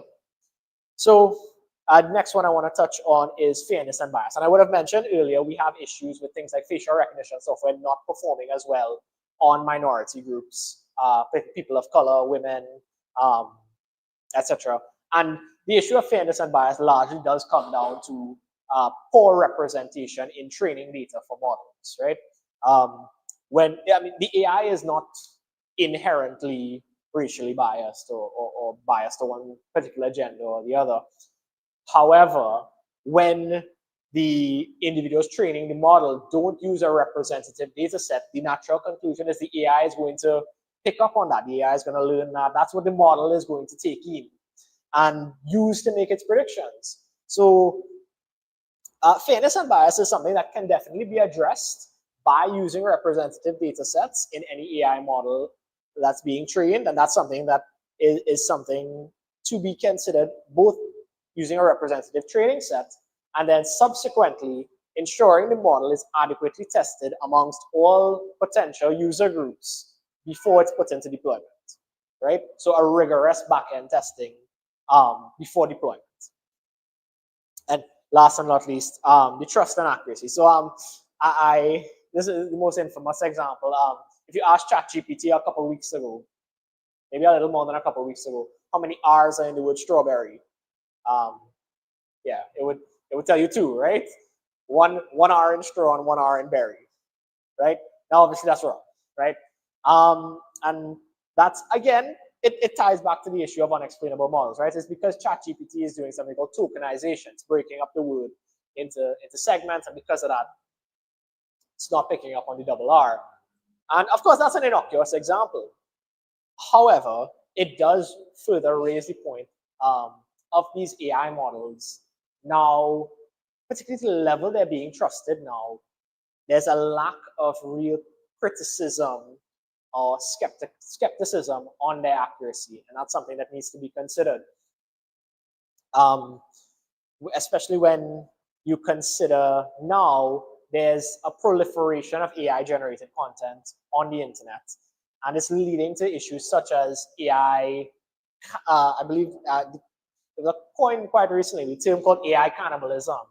So it's AI models being trained on AI-generated content.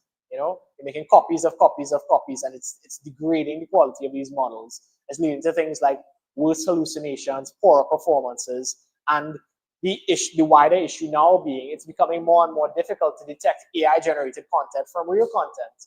So now when these models are just consuming from the internet, it's difficult on the developers' end now to apply the necessary filters to address this. So I want to switch over now to more of the legislative side of things. So responsible AI, as a result of a lot of these issues we've touched on, is becoming a priority around the world for a lot of countries, right? In terms of legal and governmental and regulatory frameworks being put into place. So as you can see from the little chart here from the Stanford University AI Index report, we see lots of countries are starting to pass AI-related bills into law. Number one being the United States, but there's also a large amount in the European Union and other places globally. With respect to the European Union, I just want to speak a bit on, they recently enacted the European Union's AI Act.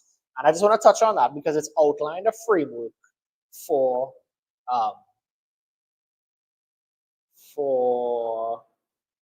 some of what is being done. So I'm not sharing my screen, I'm just speaking, right? So the EU AI Act basically put into play a risk-tiered approach to classifying and then moderating and regulating AI systems.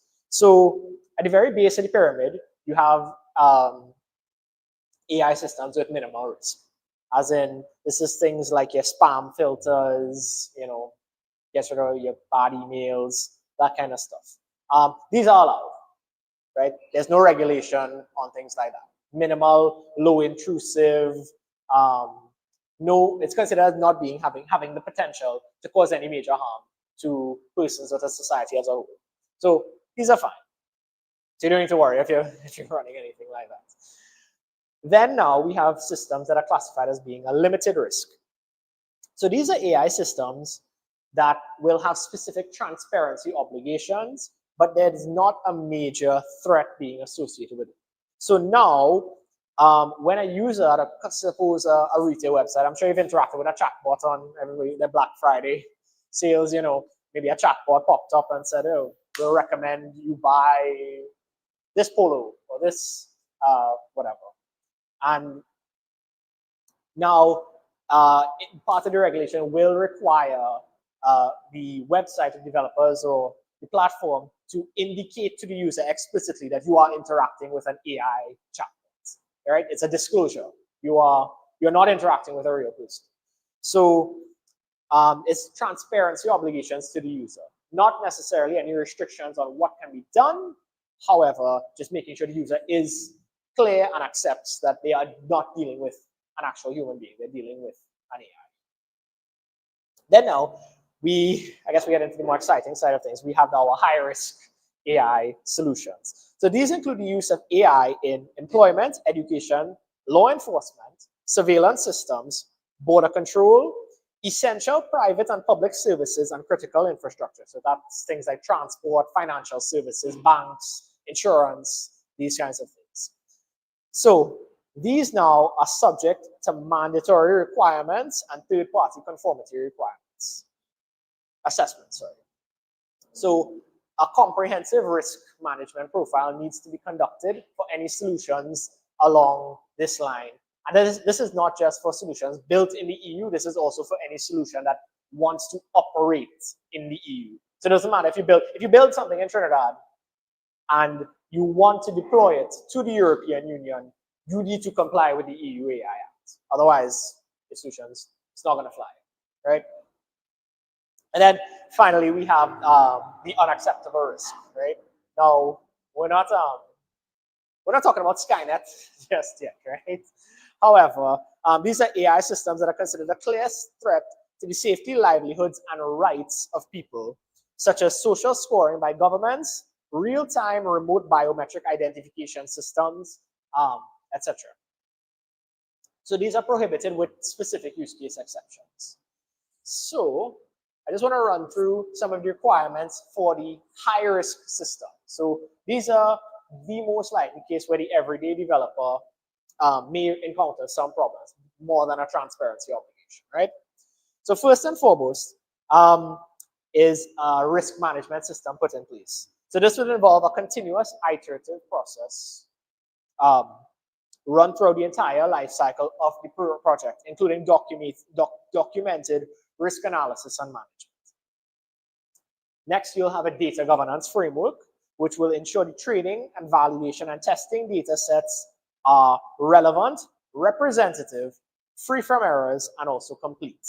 So this would tie back to what we would have come back before on fairness and bias, right? Building out representative, accurate training, testing, validation data sets. Next, the technical documentation must be up to scale. It must be drawn up before the system is deployed onto the market and put into service, and it must be compliant with the high-risk requirements as set out by the EU AI Act. Right? Afterwards, there is also proper record keeping, which is enabling logs to ensure the traceability of the AI system functioning. This would include keeping a log of the predictions made, of actions performed by the system, so that in the event of an audit, in the event of something needing to be checked and checks and balances be put into place, the capability is there. Next, you have transparency, which is just designed to ensure that the operation of the system is transparent to the user. So the user can understand why this input is resulting in this output, right? So again, addressing the issue of our black box models as seen before. And it also must be, along with these AI solutions, they must have instruction manual for use of the user, right? Human oversight is something that's also mentioned in terms of human-machine interface tools ensuring effective human oversight on the project. I think that one's kind of self-explanatory. The requirement is that no matter what, there must be a human behind the wheel, so to speak. And of course, accuracy, robustness, and cybersecurity. So frameworks in place to maintain a level of accuracy and robustness to your AI system, as well as having the appropriate cybersecurity protocols and standards in place to maintain your AI system. So that is generally a rundown of the requirements of the higher-risk AI systems. These would again include, your more high-end AI systems that aren't obviously considered unacceptable. Of course, the ones that are unacceptable, those would be off limits. And of course, the penalties for these things are up to 35 million euros, I believe, or 7% of the revenue of the system, whichever one is higher. Of course, the exact terms of this can be found in the EU AI Act, which is public, and it's set to go into full effect from next year, I believe. And there's a tiered system in terms of the categorization of systems from now. So it is a scaled approach they're running, and I believe it extends all the way out to 2028, 2030. But it's just something to bear in mind if you have any AI systems out to be deployed. So that brings to an end the formal part of my presentation. So I'll just open up the floor if anybody has any questions, if anybody has anything they'd like to raise.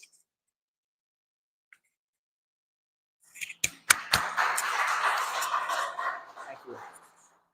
All right, thank you so much for that really comprehensive presentation. And that really hits to our theme this year about AI and being responsible with AI. What I'd like to ask is, will you give the guidelines for the European Union? And I know in our region we're a little bit slow. So I wonder what you think is a good idea to kind of follow as a guideline, as a kind of precursor to what to expect from it? I think to me the most interesting part of it is that it doesn't just govern AI solutions built in the EU. It governs AI solutions to be deployed into the EU. It's a huge market. So I'm under the impression, at least, that many AI solutions, if a developer wants to build out a private AI solution down here, they're losing out on a huge market if they don't comply with the regulations, right? Now, regulation has been slow across the board, and I believe recently there was a bill tabled in California, and it was vetoed by the governor for increased AI regulation. So the circumstances within the US would be a bit different right now. However, I do believe from a point of view of best practice, and for just ensuring, I do think the framework is interesting from an ethical standpoint in terms of being consumer friendly. I do think there are metrics that would indicate that trusted AI solutions lead to better results and better productivity, at least within organizations. So on the basis of that alone, divorcing it from the legal aspect, I do think it's a general good practice guideline to follow to build out these frameworks in accordance with the EU AI Act, regardless of if the solution intends to be deployed. Okay, fair enough. So in the point of transparency, I wonder for someone who is thinking of dabbling in terms of AI features, can you give an idea of how they can be transparent with what's happening under the hood? Because it is a very black box mystical kind of thing. From a statistical standpoint, in most statistical models, you can isolate the features, right, into what's giving you what's influencing your prediction, right? Okay. So the most common form of machine learning model right now is like a decision tree or a regression model, and both of these most your Python, your R, your whatever software you're using to develop it, you can get the coefficients, so the interpretability side of it kind of natively. So that's really nice. The issue comes in terms of like neural networks, deep learning, that kind of stuff. I would say if you're using deep learning on tabular data, you can still probably maybe vary that, or at least make it clear to the user that these are the features being considered to come up with this decision. From a point of view of things like image recognition, video recognition, that's where it really becomes challenging. However, I would direct everyone to the paper I would have mentioned earlier. The link was on screen, so if they go back, they can probably find it. There's a method in there called LIME, which it's a bit complex, but if you really want to get into the transparency of it, I do think it was quite fascinating how they were able to isolate that from an image recognition system. And this was in 2016, so I'm hoping that since then I haven't followed up with the research on it, but I do think it's something that's worth investigating on that end, if any developers are looking to incorporate that into their AI system. Excellent. Are there any questions from the audience? Okay. Hi. Cool. Hi. I really enjoyed your presentation. Thank you. But I just have one question, and that question is, what would you say is the best way to balance the benefits of the automation of AI and the need to protect the workforce? Because I know a lot of people would be scared that the introduction of AI, they would lose their jobs. And I just want to hear what you would recommend or a recommendation. I think the key part of it right now is that I do believe right now AI should be seen ideally as a tool for productivity. And I think now that's becoming more and more accessible to the everyday user. Like, you don't need to be a coder to use AI, right? You don't need to be some kind of software whiz. Really looking at it as a tool for productivity in the same way when calculators came out, whenever calculators were invented, right? I don't know when it was, right? But the need for pen and paper maths was gone, right? When the computer was invented, the need for maybe logging things in books was gone. You know, when the iPhone was invented, or the cell phone was invented, or smartphones were invented, you know, as technology advances, skill sets have to change. And of course, it's obviously a very scary thing. It's a difficult thing. And I don't think there's anything that's been as transformative as AI in recent time, at least in my lifetime.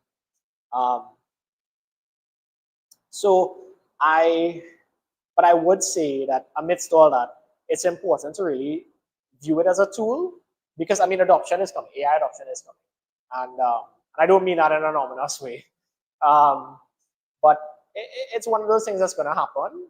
And I think finding ways to use it to augment your existing productivity is probably the best way to address it. No follow-up?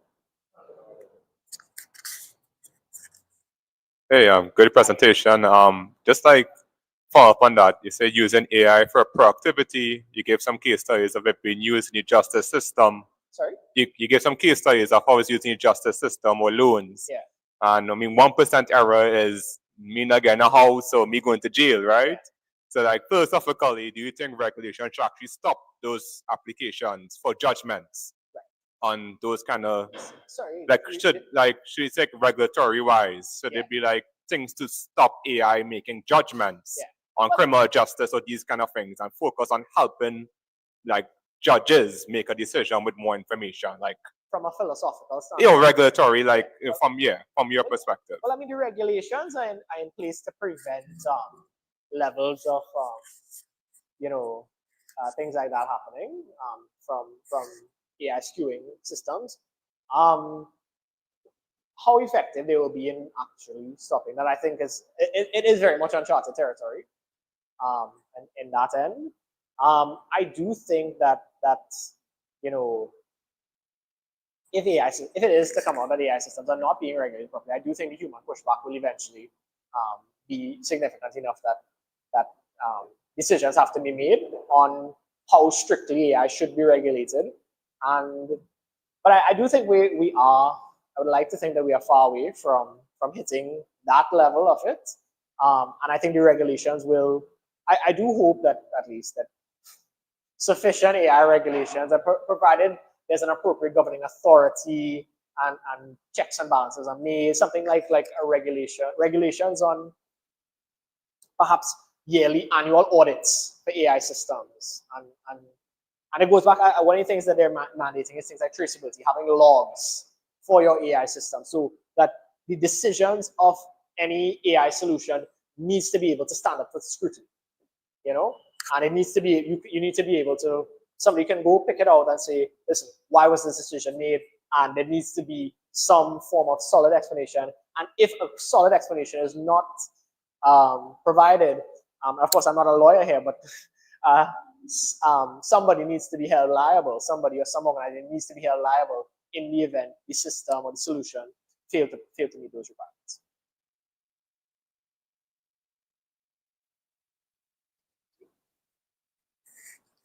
Okay, so thank you so much. Thank you for that great talk. Welcome to the DevFest. Yeah, no, very, very happy to have you all here very today. happy to be here. Yeah, And that's it. We'll be already for our next speaker. great. Thank you very much. So done. Please.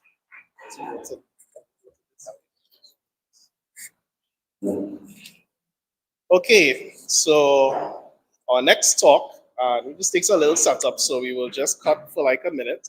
But our next speaker, or does Sean, do you want to intro? Okay. So our next speaker is, I hope I pronounced this okay, Bekim Rauseo. Is a Caribbean-based brand strategist with 13 years of international experience who specializes in leveraging design thinking to drive consumer engagement, digital transformation, and businesses success for creative industry businesses and Caribbean lifestyle brands. Bekim champions connected spaces and futures innovation, focusing on frameworks that inspire collaboration, cultural shifts, and global competitiveness for Caribbean brands. Throughout his career, Bekim has held pivotal leadership roles, including Chief Digital Officer at McCann POS, Strategic Director at LIP Label Barcelona, and Regional Commercial Content Manager at Trend Media by Digicel. These roles have equipped him with a deep understanding of how to integrate brand strategy, digital transformation, and content innovation to drive meaningful change. So this will be our spotlight talk that will be delivered by our co-organizer, LaShawn Ramden. LaShawn Ramden here with Bekim Rauseo. And Hello. we are going to talk about, or have a little chat about digital marketing, because essentially all the lovely things that happen in the tech space, people like us who present it to the wider audience, the public, and basically convince them that it is the way to go, or it is not something that it needs to be scary.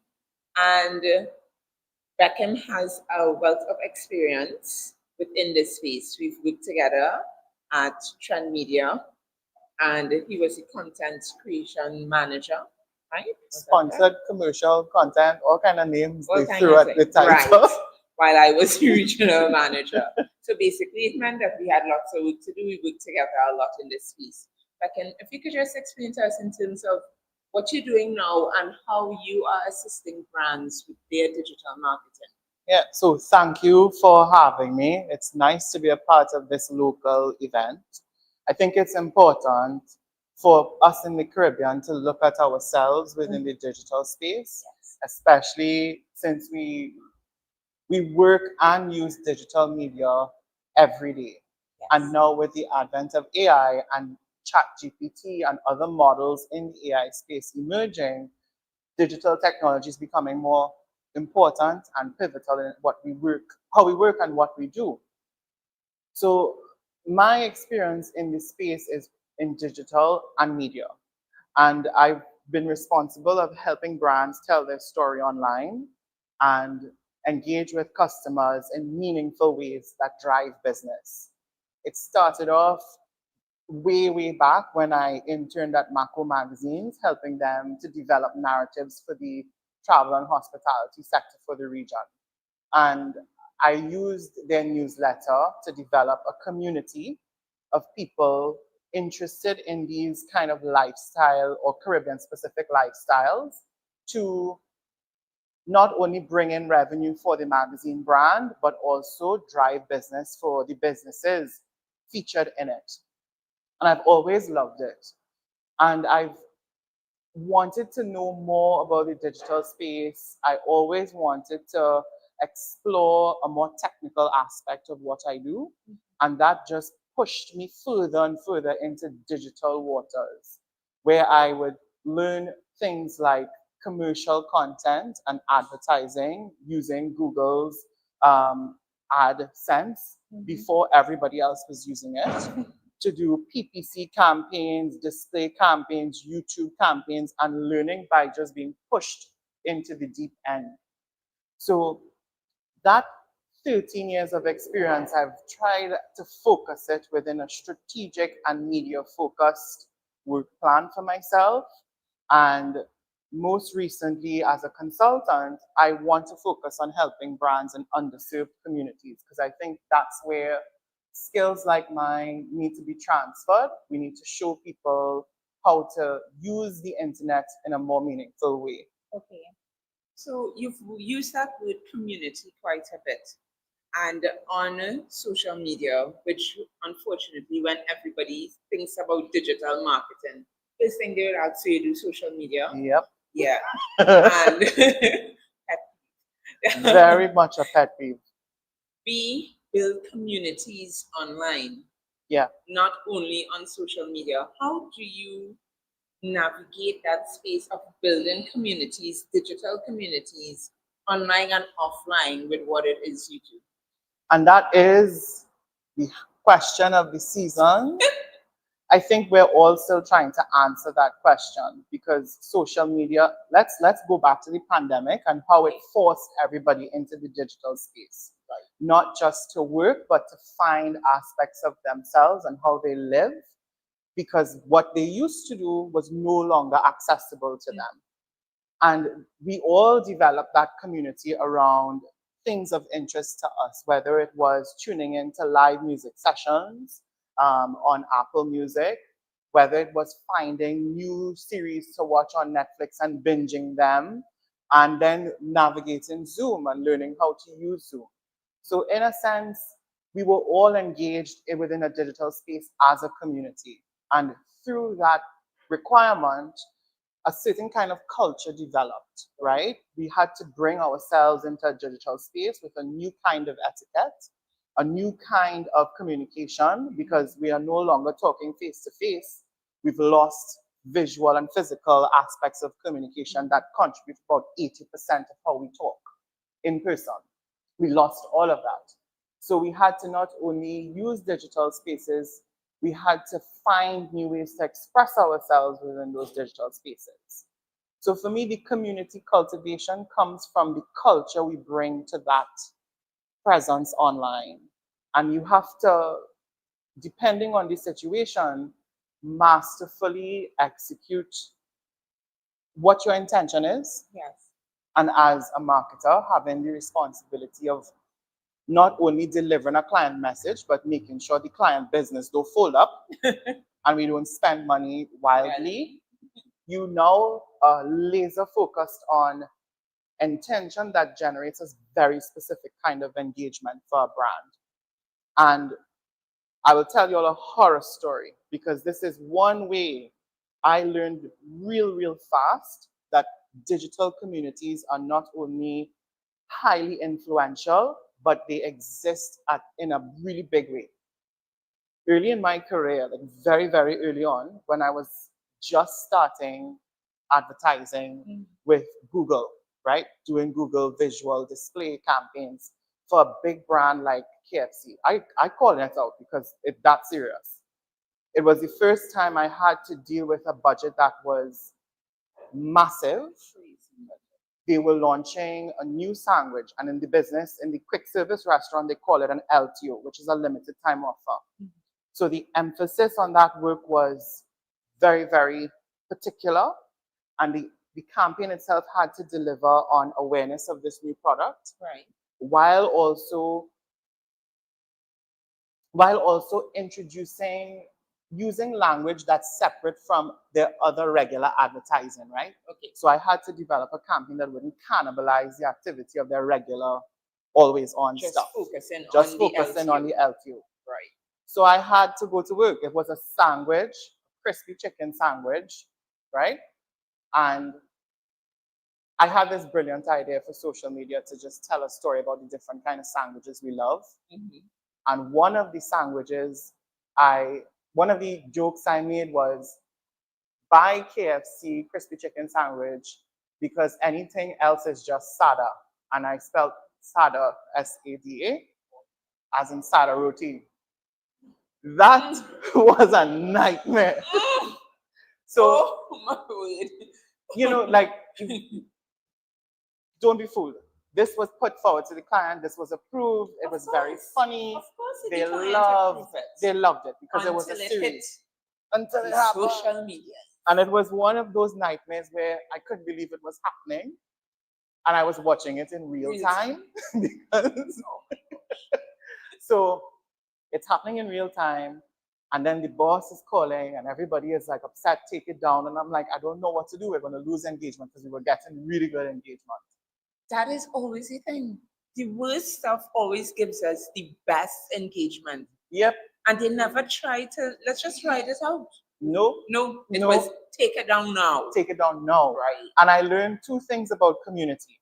One, when they are evangelists for your brand, they will voice their opinion. Mm-hmm. And I also realized that stakeholders who are invested in these communities are also quick to respond to faux pas like that I shepherded into. It's like, you know, it was embarrassing, but I learned quite a lot about communities. Absolutely, because even, well, now, cancel culture is still on or not?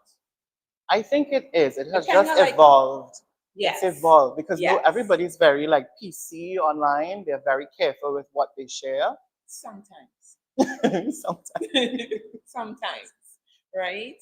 But with that being said, we have new platforms, right, that we have communities on and that people are engaging, brands are on, brands are trying out. I want to ask you, because TikTok has recently opened up their ad platform within the Caribbean. Mm-hmm.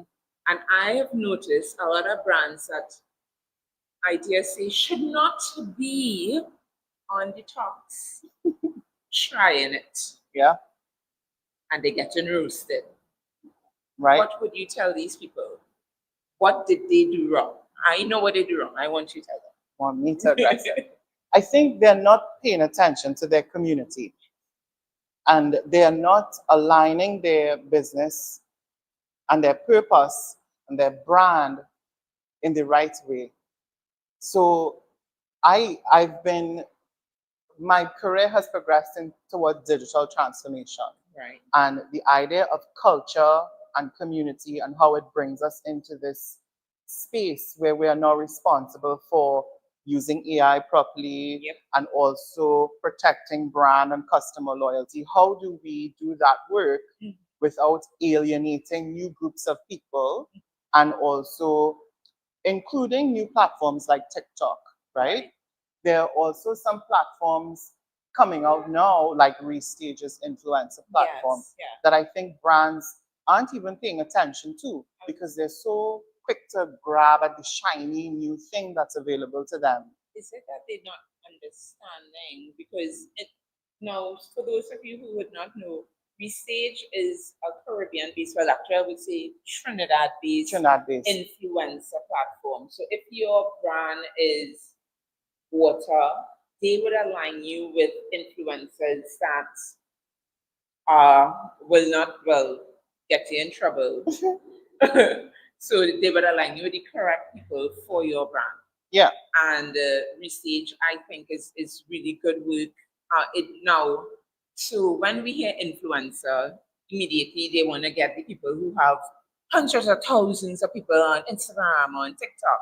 And maybe sometimes a micro-influencer would best suit your community, right? Because they don't have any faux pas attached to them. They might be like momfluencers and that kind of stuff. And Restage is a really good, that's an excellent example because they're doing really good work. But again, as you said, people are not too aware of what they're doing because you want to say, oh, look, so, and she has 50,000 likes on Instagram, but how many of those likes are bots? Correct. This lady 3/4 naked and you trying to sell Bibles may not really align. It doesn't align. And I think the reason why I brought up Restage is that's a brand's entry point into a platform where they don't have to make too much of an investment. Brands need to think strategically about their positioning, their customer, and their consumer. customer and consumer are two different things in the digital space. Consumers often engage with brands without transactions or sales-specific transaction. And a customer is someone who has engaged with that brand over a period of time and then would have facilitated a transaction online or in store because of that interaction with the content. And with that, understanding that process, that customer journey, right? That way of interacting with groups and audiences is really about understanding communities. And online communities are very powerful aspects for brands' marketing efforts. Advertising and these strategic programmatic solutions are also facing challenges where it's not, I think, I can't even remember the word that we used to describe it, when it's like a bot or the ads are being served in like blank spaces where nobody is engaging with them, but the delivery itself is in some way false. And, you know, that is a huge concern for brands who put all of their marketing investment into those platforms, right? And let's say now we introduce AI, and AI helps us filter out those, you know, avenues from our campaigns. Do we have the appreciation to use that in a more meaningful way as well as a brand? Agreed. So just like the decision to just jump into TikTok when it doesn't align with your product or service or your vibe, you can't expect to deliver value. So for me and my work, I believe it's really important to train people, business leaders in particular, on digital transformation efforts and where it starts. Because it's not about technology. A lot of people think digital transformation work is technology based, and it's not. It's about culture and how people approach technology, their learning curve attached to new devices, new softwares, upgrades in certain softwares like AI models, and new evolutions in that. ChatGPT released AI 01 recently, which is superlatively much better than GPT-4. And those things that I look at, they all look new and shiny, and everybody wants to jump in and use it, but they don't know how to use it. So if we're going to prepare the country and, let's say, the region to use these new technologies, we have to do that from where we are. And where we are in the Caribbean is only just starting to understand how our brand should exist online and where it should exist online. That's terrific. I think that we have 10 more minutes, right? Great. So I'll make sure. So Bekim, all the points absolutely agree with. I love what it is you said in terms of us in the Caribbean, Trinidad, the Caribbean. We need to understand where we are, how it is that we are trying to position our brands, ourselves, and really understand that, as you said, digital transformation is not a software solution. It is most definitely what you said. About people. About people. Cultivating value and vibe. Vibes. Right. And I believe that we try to mimic so much of European and American ways. And as you said, our vibe, the Caribbean vibe, is completely unique. And we are not tapping into that enough. How have you, persuade your clients to move past the American, European way and just hone into our own Caribbean way, our own vibe, our way of saying Lyman, to just hang out? How did you convince them that that is what you need to be authentic so that you can continue selling to your region? That's a work in progress. I win some days and I lose most days. And the days that I lose, I learn the most. And what I know is that it's collaboration with people in this room that will help me win more. When I do win, it's because a client has seen something that I've done, whether it's designing their packaging, developing a brand system, or basically outlining a content strategy with very specific media formats that they understand because it's locally referenced, and it also bears a language and a rhythm that they're familiar with. That's when I win. When I lose, it's because people are so hell-bent on the image in their mind that they've learned from case studies in America, case studies in Europe, and they force the story onto a Caribbean audience. Like my story before with KFC. I lost because I referenced something that was local in what the community saw as a disparaging way. I made fun of sada roti. That's what people saw and that's what people responded to. But I learned that you have to protect the community and align that mission with the business. The stakeholders are interested in protecting the consumer and the customer. Right. And it's my job as a digital professional and a media professional to bridge the gap. And it's not easy because with advances in technology, media formats change, they proliferate. TikTok's ad platform is going to cause more headache for people in our space because now we have to dive in. We have to dive in, but you know, their CPM is through the roof because the engagement is terrific there. It is. I can't lie, it is. It is. It's they have terrific engagement. They have amazing reach. But who you're reaching?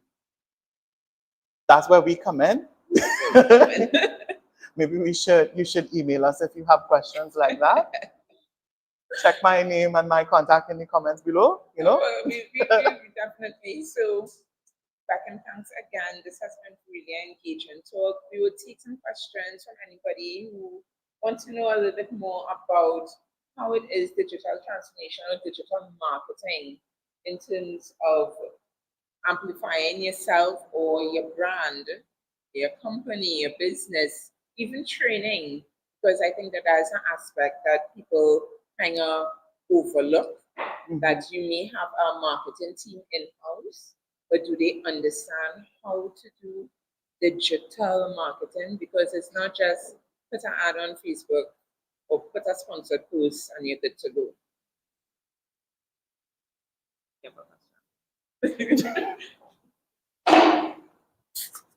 All right, guys, excellent talk. I have a question. I know for some time, like we've had so many leaders in digital, such as yourself, and they even had them on DevFest before. But I still find like there's a resistance. When we talk about culture, still many people, you have to real fight up to find them. Like you might find a little Facebook page, no website, you search them somewhere, they relocated, they outdated, and you almost need to beg to give them money, service providers. And this just be like little stores or little small mom and pop shops.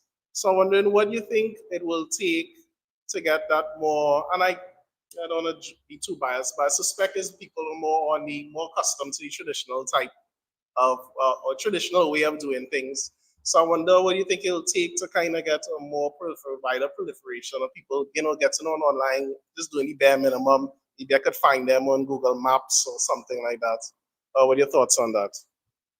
I have lots of thoughts on that, but maybe not enough time. But give them my 3 points. You will need patience. Firstly, patience to find these groups of people and patience to deal with them once you found them. You can't find them because they're not ready to be online. When they know they need to be online and you found them, you need to prepare yourself to teach them as you work with them because they expect you to deliver. These are the type of people who are accustomed to delivery. They're accustomed to working online and making coin. They have no time to sit with you to learn these things while they're paying you to do the job. So their patience is thin and it will drive you up a wall. But when you do meet with them and you start to train them, they will slowly develop a strong understanding and appreciation for that collaboration.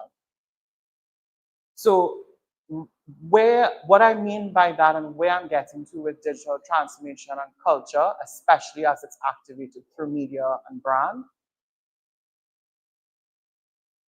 that way of working with these people who are at cottage industry level, small business, when they were faced with the pandemic and their business fell apart and they have to rebuild quickly, they now see the urgency of that business initiative, that digital work that you're going to do. So they will put in the effort as well, and you just need to guide them. That's the most important thing. And rather than focus on locking them into long-term contracts, it's kind of important to help them understand it's a journey, which is, again, digital transformation. And you're holding their hand along the way. Definitely. I like to, when a small, or I would say a micro business reach out to me for services, I tell them, okay, we'll do stuff for 3 months, and during that 3 months, I am teaching you what I'm doing. Because I want you to learn and do it on yourself, because I know that you can't continue paying me long term. You need to understand also, even if you could afford to, you need to understand. So if anybody talks to you and say, you know, you should be putting your ad here, you could tell them, I don't think so, because I looked and my audience isn't there, my audience is here, so they have that knowledge. Yeah, I do clinics and workshops as well with small groups. So partnering with some of the agencies that I've worked with as their digital strategy consultant, it gives me a new space to connect with them and bring them in a classroom setting too. And it's important to bring other people in the room, not just me talking to them. So hopefully Google DevFest will start and we could collaborate on something online.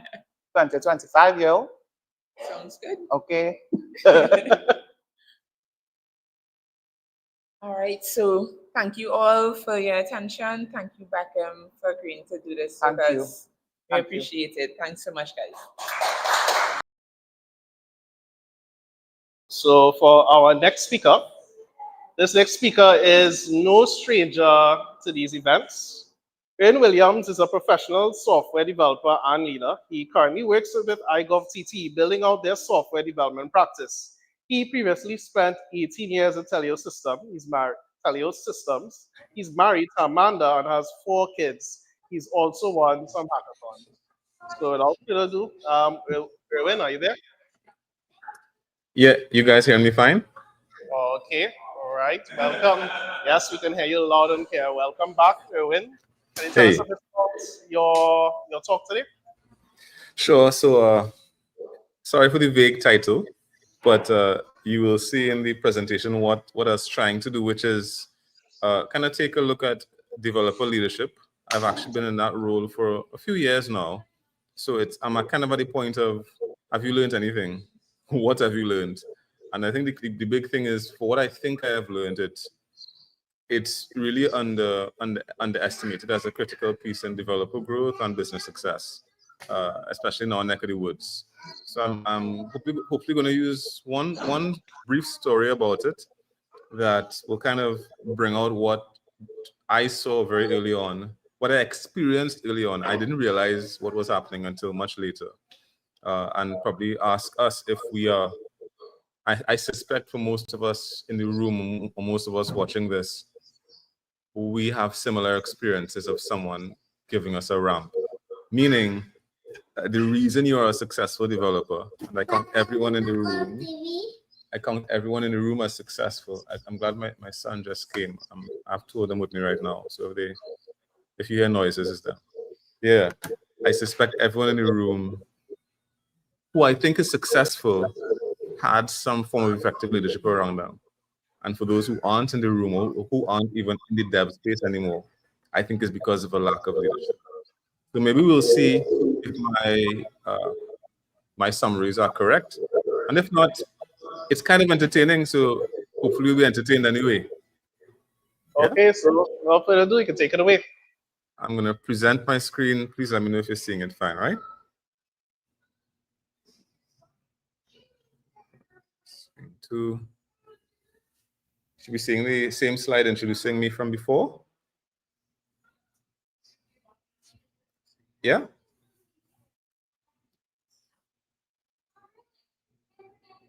I think it's up. Looks like it's up. Let me advance it. Am I off? Right. Nice.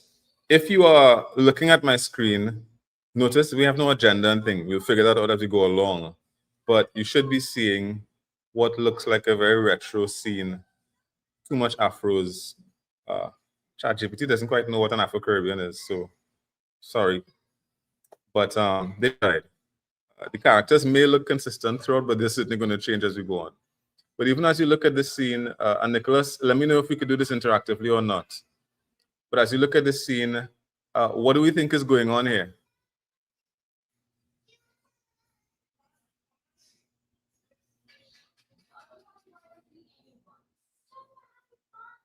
Right, I can't hear you, so I'm not going to wait too long in case there's challenges giving me feedback. But can you hear me now? Yes, I'm hearing you fine. Okay. All right. Yeah, so we have our speaker mic able. Can you just repeat the question? Sure. What do you think is going on here? As you look at this scene, if you had to describe, ask my daughter what's going on, and she had a really funny response. But what do you think is happening here? And this is based on true story stuff, so I'll tell you what the true story is right after.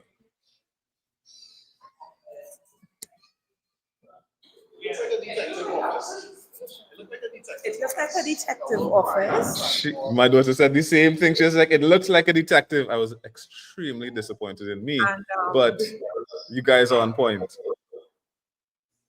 It be on point? Okay, so who in trouble, him or her? Because she looked like she's sitting down at her desk. And the That's the question. That's the question. Who's in trouble here? So he walks into the office and she asks him, why do you have that look on your face? Now, we don't have a lot of time, so I'm going to compress his story a lot. As we go forward, this is a few days before. Notice the characters are slightly different because I'm not that good at image generation and ChatGPT yet. Nevertheless, they're the same characters, maybe brighter and happier. This is 2 days before. So if you go back, we know that he walked into her office. Incidentally, she is his boss. Her name is Gail. He walks into her office looking like it's the end of the world. But 2 days before, clearly things were not like that. People were having a happy time. And then this happened. What do we think happened here? Well, some funny stuff going on with ChatGPT. I'm assuming it's trying to illustrate what he's seen on the screen, but something's going on with the code. Yeah, that's okay. But let's pretend ChatGPT is not too horrible. Something's broken or some revelation. I like the something's broken. I like that direction. So this, as I said, this is kind of based on a true story. And the elements of the story is related to what happened here. He goes back to, so when he went to Gail at first, in the first slide, he was going to relate to her what happened an hour ago, which was, and let me come to her response in a little while, which was, and this happened for real, the developer in the story was building a system that was due the next day. He spent 2 weeks building it. So you could have seen in the previous slide, you could have seen here, up to 2 days ago, he was having a good time. And literally, moments later, well, not moments, but a day or so later, he does something that destroys the system. And by destroy, for real, what happened, this story is based about 17, 18 years ago. And this particular gentleman was working on something called virtual PC, and he had never used it before. So what he did is he finished his work, 2 weeks of exploration and figuring things out, and he was kind of ready to go. His boss, Gail, is going off to present this to clients in another country. And just he's about to wrap up and put it on some kind of storage media. He doesn't know, so he sees an ellipsis and he clicks it and he says close, and he closes it. And then he loses everything. He loses all the work he had done over the last 2 weeks to bring the system to where it was at.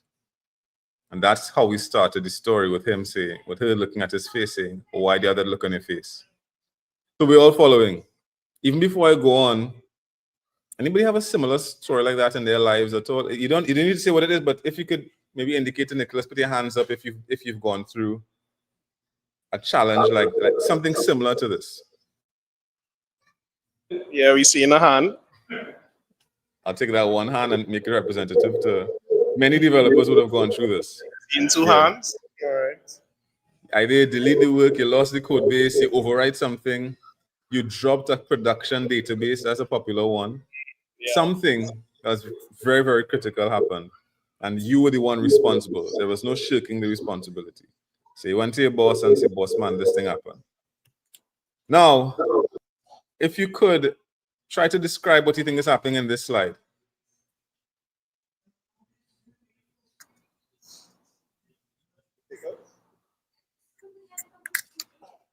Remember Gail, this character, Gail is his manager. She's probably upset after finding out that the entire program is lost. Right, fair enough, fair enough. Now, what your AI artist, Irwin, tried to do was give you two perspectives in one, which is, so the developer is only seeing up to the second panel, right? He's only seeing her emote, and to be honest, she isn't emoting a lot. When I talk to my daughter about it, she actually has it's very cute. She's in primary school, so she has one of those feelings charts, and there are like 9 feelings on it, from happiness to happiness, sadness, embarrassment, that kind of a thing. She couldn't identify what that feeling was. I just called it a quiet repose. Like she doesn't actually look angry. She doesn't look frustrated. She just looks like she's holding it together. But inside, there is that deep anger. There's that, what do you mean you lose it? Where's this? What's really going on? That's the feeling she has.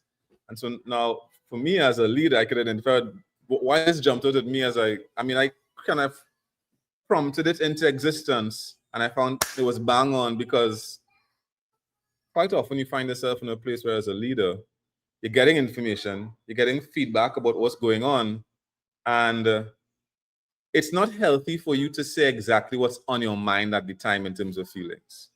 You need to kind of take a beat. So I think I try to represent Gail doing this here. So developers seeing quiet, repose Gail on one side, and she's feeling a storm on the inside. What do you think is going on here? If you had to guess what Gail is saying to the developer, what do you think it is? Maybe she's saying it's okay, we have a very healthy organization culture, and these mistakes happen. All right. What else do we think Gail is saying?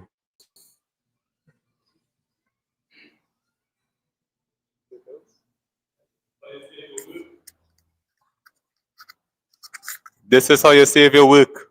Try it again. No, I like those 2 points in particular. They're very positive and hopeful. No one is saying Gail is telling him, listen, fix this or go home. Right? Nobody's saying that. Nobody's saying home time. She doesn't look like she's breathing down his neck. She actually looks like she's saying something like this. What do you need? Now, going back to real life, in the real story, this is based on. Okay. In the real story, this is based on. This almost exactly happened. My manager said to me, because I was the developer in the story, well, what do you need? Everything else is true. Manager needed to go off, leave the country the next day to present the work. Yes, 2 weeks of work was lost because of a bad keystroke, because of a bad choice by me. But the question was, what do you need? Because I had communicated to him, maybe I could fix it. So Gail is asking, what do you need? And then moving on, here was Gail calling home. I'll be home late. You have a problem to fix. And then, of course, moving on to the story, just to advance things. Developers working on it. And the feeling he had was, I could do this. So again, pointing to real life, that this maps pretty well to what happened in the moment for me. Said to my manager, I lost the work. My manager said, all right, took a beat. I didn't get shouted at. I didn't get ball up at. I didn't get read a bill of rights. I didn't get all the things that could be feelings that are legitimate to occur here. Instead, I got something very similar to what do you need? And then we pressed on through the night. I'll tell you how it concluded at the end. But in a minute, if you were a developer, maybe you felt like this, shocked because you do that nonsense, and then desperate. Can you turn back time? I'm sure some of us have had that feeling in the past. I wish I could go back in time and take back what I did or what I said. And then, of course, you get angry with yourself. And I'm going to go through the 5 stages of acceptance. But then, depending on the kind of manager you may have had, you may have felt thankful and empowered. And then aware, of course, of there may be something else you could do. And the manager would have had similar feelings, shock, desperation, anger, but move that into being buoyant, and then into being steady, and then being optimistic. That would have led to that slide, I think, of this developer sitting down with a manager looking on hopefully, as opposed to other kinds of scenarios that could have played out. So as I said, these are just, I'm looking back at that story and essentially using the last few years of my occupying a position of leadership to create a sort of a lens to understand how impactful that thing was. This was, as I said, 17, 18 years ago. I was just starting off in my career. Depending on how my manager responded, I could have found myself really questioning the point of the career, the point of the industry, the point of my being there. Clearly, it was a massive failure. What should I be doing? But because I had a manager who was, he never expressed the anger to me, but let's assume he was, because that's reasonable. What instead I got was elevated ship, a steady word, and the sense that, yeah, maybe you could do it over. I want to pivot a little bit to actually talk about leadership, because I realized in doing this, it made sense to kind of see what is being said about leadership in our field. This is agile leadership specifically, or software development leadership. And to be honest, it's not really the card many people draw for. They draw for talent a lot. Oh, the 10x developer. I can tell you with certainty, I have never been a 10x developer. I've worked with a couple over the years. They're amazing people. But a lot of our industry tends to focus on developer skill, developer quality, developer excellence. But not a lot is really said about leadership, especially in our neck of the woods in the region. In fact, as you look at the careers, maybe a lot of us know an IT manager, someone who has some network management skills. But then I don't know a lot of actual career-oriented software leaders in the industry. I think most of them are in the room, or most of them, we all know each other. It's not a lot. And that lack, I think, plays a key role in how the industry develops. In fact, effective leadership looks like this. I've seen this in my career. It's like when I was doing some research and looking at this particular paper, it said this. And I was like, for sure that I remember how it was for that particular project. I was essentially given the VM and given the technology and said, okay, go off. What can you do with this? And I spent two weeks figuring it out. And of course, I had a lot of freedom to do what needed to get done. It wasn't somebody kind of holding my hand and not trusting my word, or not giving me space to consider particular options. And I, in fact, to be honest, when I talk to fresh grads and people just coming out of school, I think they don't really understand how critical it is that they have a sense of autonomy for the things that they're building. I said in my introduction, no, I actually shared this on another forum, I think TikTok recently. I was kind of realizing that software development is sometimes, it works like this. You build an application and users, consumers or customers receive the application and they go off thinking, okay, I have the thing, this output is it. When really, The output is the result of work that was done. And the work that was done was code that was written. And the code was written by developers. And developers were given space to do that by some sort of management or leadership team.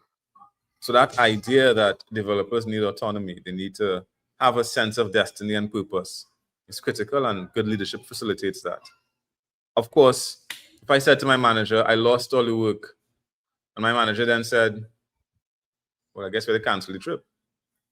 He didn't give me space to kind of think about it, and then jumped ahead perhaps to step into the wrong perspective. You might have trouble.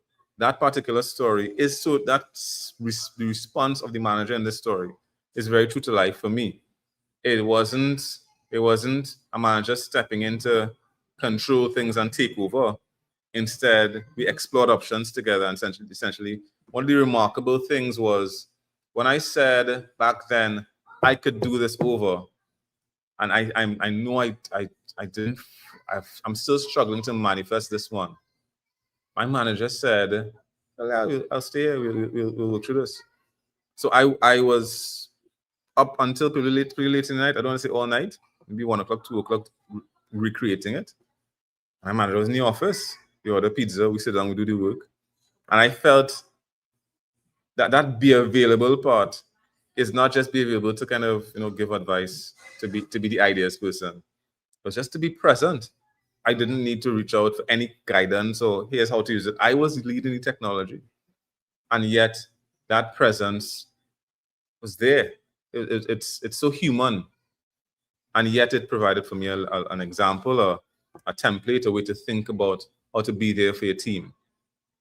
Beyond that, of course, the ability to allow people to be cross-functional. I heard in the previous presentation, I don't remember her name, LaShawn was saying, sometimes we find ourselves in the role of onboarding a customer, guiding them towards a solution we built. I'm sometimes wary about that, but it's good that developers play with rules. And the last point there is adapt. It's actually critical that we are extremely flexible. And that's on both sides. That's for leaders to adapt, but it's also for developers and teams to adapt as well, because things change around you. If my manager had said, well, it's 4 o'clock and you mash it up, well, there's nothing else could be done. No potential for flexibility then. We'd have a different story here. And that's what I'm looking at. The impact of that leader's choices created a space for me that didn't squelch or didn't undermine or didn't close down my budding career. Instead, almost everything that was done made for an impression on me about how to think about growing in the industry, how to understand opportunities. He didn't need to tell me, you made a mistake there. I knew I made a mistake. But how do we treat with it? How do we grow out of it? Was what was critical.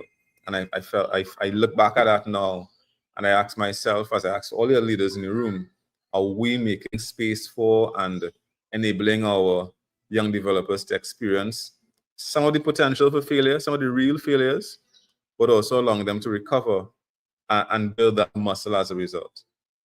I'm going to wrap up pretty soon, but I felt it important to underscore a thing that many of us may have heard before, that people don't leave companies, they leave bad managers.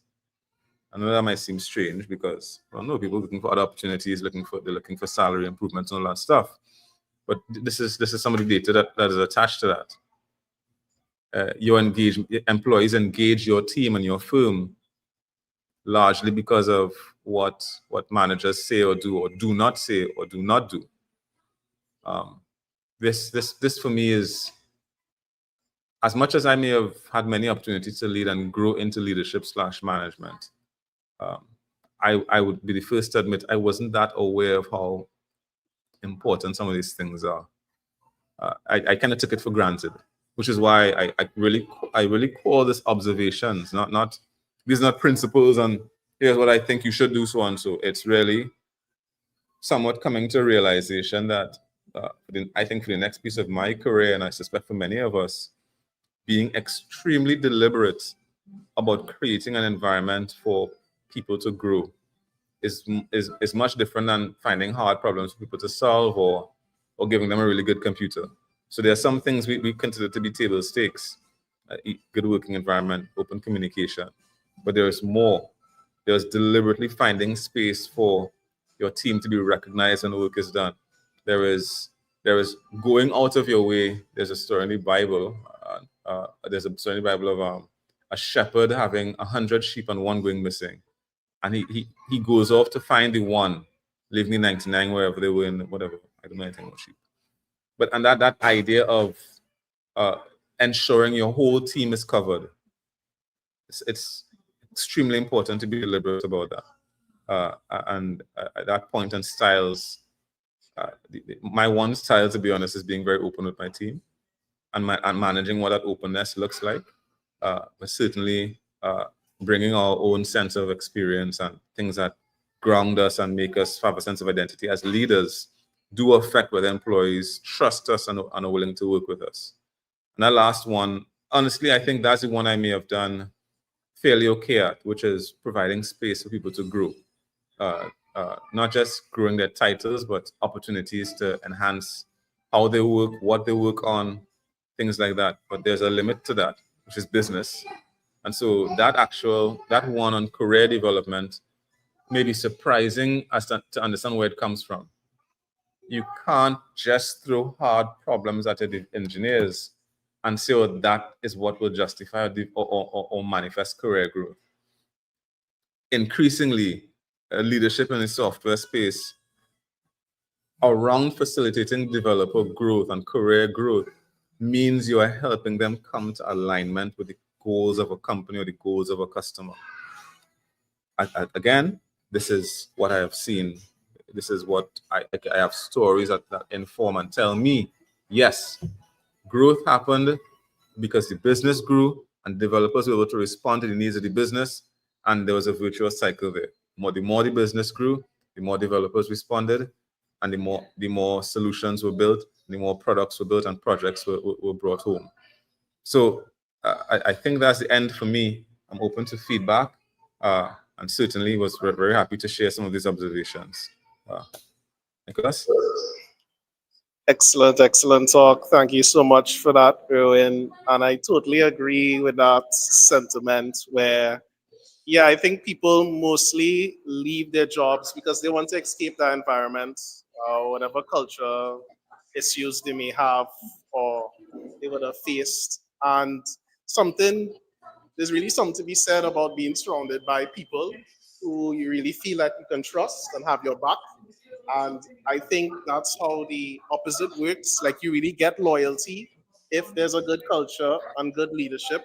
So I wonder if you would just speak about that, if there are people who find sometimes they hear these complaints that, oh, nobody wants to work, nobody is coming with that passion and zeal, and maybe that might have to do something to do with their leadership style. Yeah, I mean, I don't know if everyone ever seen, there's a survey that came out maybe last week, a Stanford survey. And the critical thing is it was for the companies that were engaged, I hope I'm getting it right, 9.5% of the developers monitored were found to be ghost developers. They're doing little to no work. And it created that kind of, it was focused on places in the States. So it created that kind of further, you can hear the implied justification for some of the layoffs you hear coming up from those big companies. But I kind of, when I heard that, I immediately felt a sense of one of the things that, as you mentioned, loyalty. I think good leaders create a space to protect their developers almost, protect their team. So leadership is not the same as management. Let me hasten to add that. And I should have said that before. Management is related to clear set of company goals that you put processes in place to accomplish. Leadership is dynamic in that you don't need to have a title to be a leader. You need to be called an official leader, so on, so to lead your team. And very effective leadership really means everyone in the team feels empowered to accomplish the same goals. And with humans, as opposed to say AI, humans have this thing called the agency. This thing that to the point on passion, a kind of a drive, an intentionality. I want to succeed. I want this thing to go well. So I wouldn't just think in the linear fashion or the historical fashion of what was successful. I would look at what's in front of me and create potential avenues for further success. But that's the thing that drives that willingness to be successful, that essentially leadership potential, is a sense that success will benefit your team, will benefit you. The goals you accomplish are related to your own goals, and you found alignment with the company's goals. So critically, going back to that survey result of the 9.5% ghost developers, you have to ask, where was their leadership? Where was their management? What's going on in the company such that developers essentially hiding out and doing nothing? Why would a developer want to do that? Why would you, as a developer, want to waste your most productive time simply collecting a paycheck? Now, many would say, well, again, a paycheck, so that's good enough. That's extremely risky. Really and truly, you want to build your career. I like how we see these days on TikTok, I built my FYP brick by brick. You're going to build your career brick by brick, project by project, line of code by line of code. And so if you find yourself where your lines of code aren't really relevant to the success of the company's mission, find something else to do quick, because you will actually find that you've unworked yourself out of a job. But I don't want to focus on that, because that puts a lot of the burden on the developer. Really and truly, if you find yourself in a place where your code isn't hitting the mark and they're not using your code at all, using your solutions at all, deliberately go into your manager's office like the character in the story did, with that look in your face and say, hey, where will I add value? Where would I increase our likelihood of success? I'm good at these things, maybe I need to be good at some other things. Let me know so that we could be on the same page.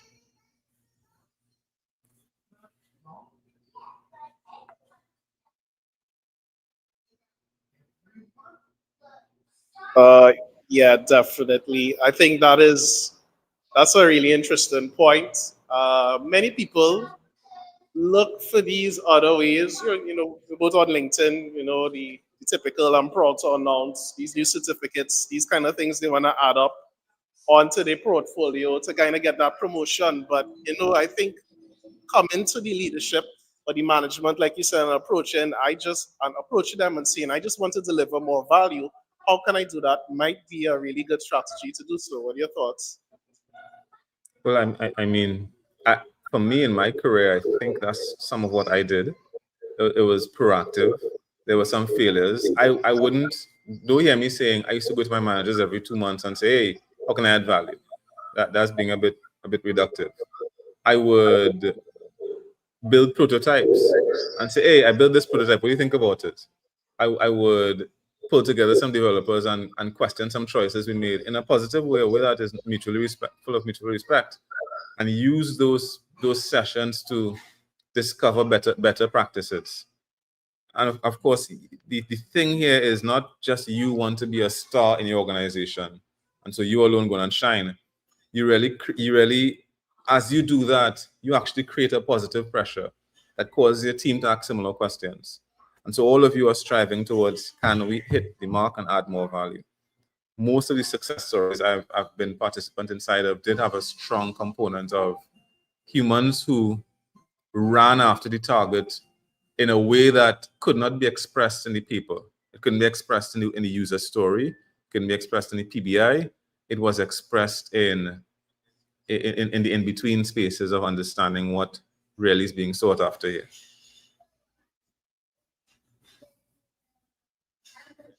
Great. And I was just thinking sometimes there's a lot of debate in community whether, having that idea of a non-technical manager, somebody who's giving you deadlines and kind of managing you, but may not be intimately acquainted with some of the technical details you're dealing with. I wonder, what is your thoughts on that? Acknowledging in your presentation, what's her name?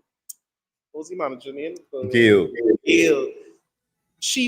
I could see that she didn't particularly how to be technical. She was there to facilitate and be Right. present. So I wonder what's your thoughts on technical, do you need technical lead? Should these be two different people or it's more just on the relationship there? That's a really, really good question. I've two slightly disagreeable answers. One is if you're building something, anything, right, and the persons who are responsible for managing the process don't have a deep appreciation for how the challenges of building that thing, you could find it more difficult to arrive at alignment. That doesn't just apply to software, it applies to most fields.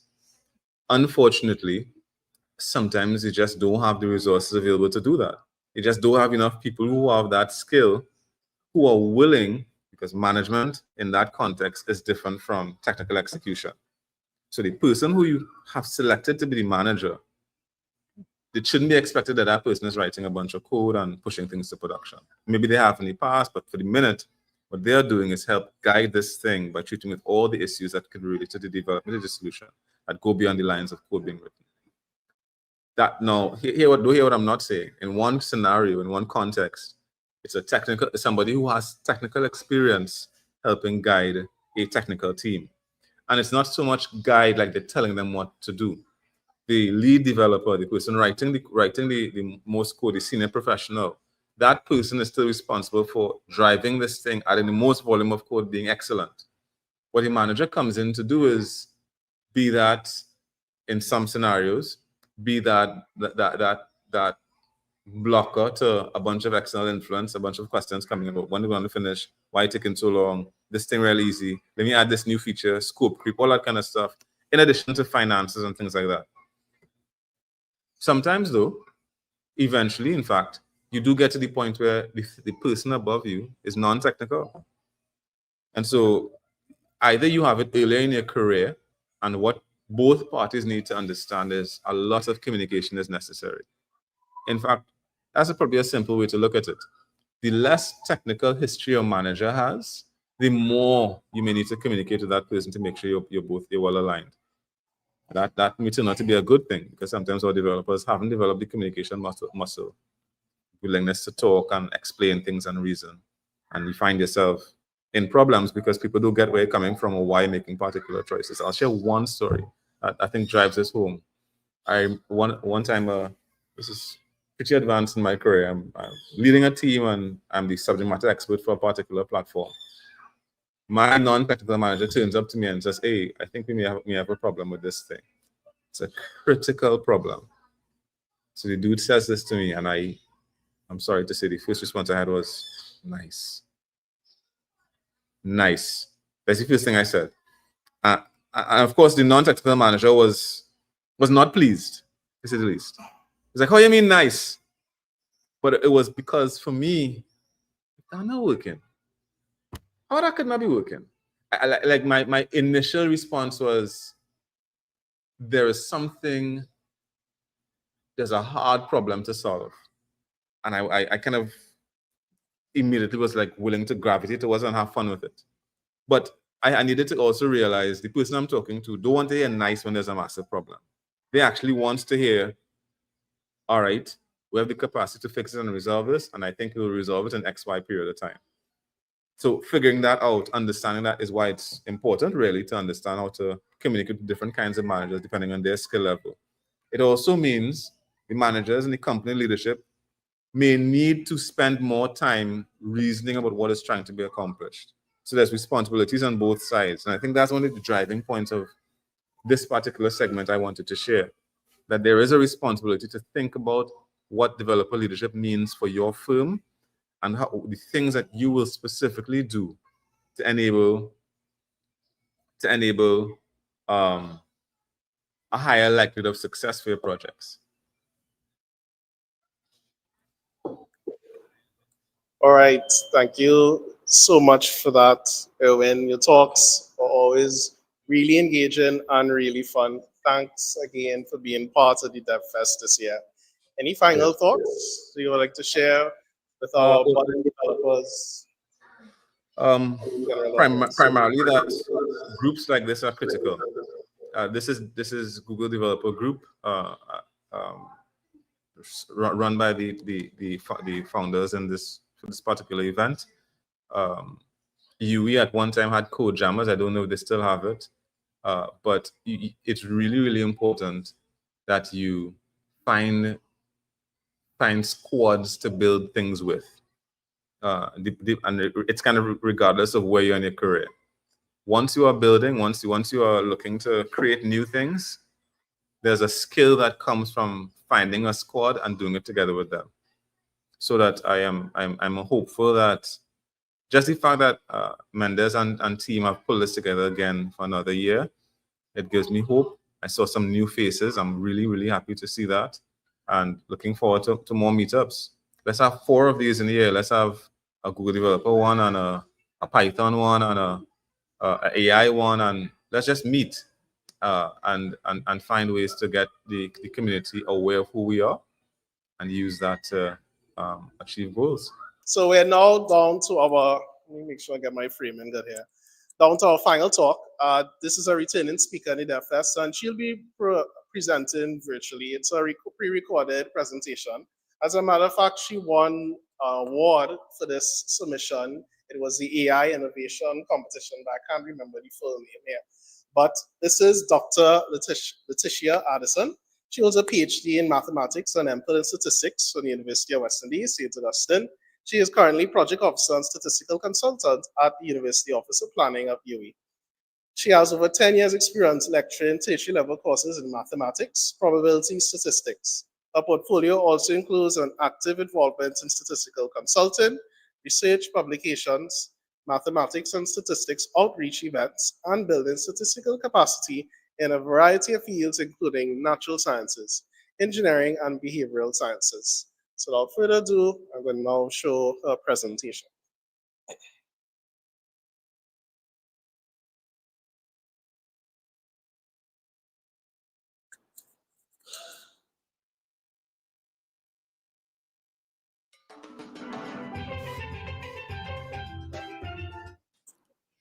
Good day, everyone. I am Dr. Letetia Addison, project lead for the AI-driven climate resilience platform for small island developing states, also called AI for SIDS platform. Today, I am here to address one of the most critical challenges facing our world, climate resilience for small island developing states.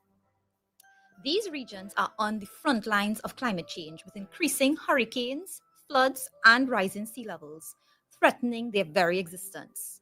Over the past 50 years, SIDS have lost $153 billion to weather-related disasters, and they suffer an average of 2.1% GDP loss from these events, far greater than the global average. Yet, less than 40% of SIDS have the early warning systems they desperately need, particularly in the Caribbean region.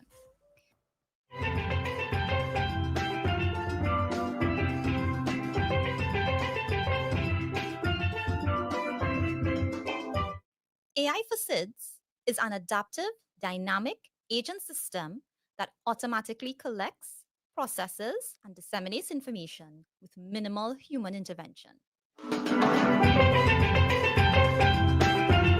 The platform uses large language models like GPT-4 for data processing and OpenAI's Whisper for speech-to-text conversion, overcoming language barriers and low literacy to make crucial information accessible to all.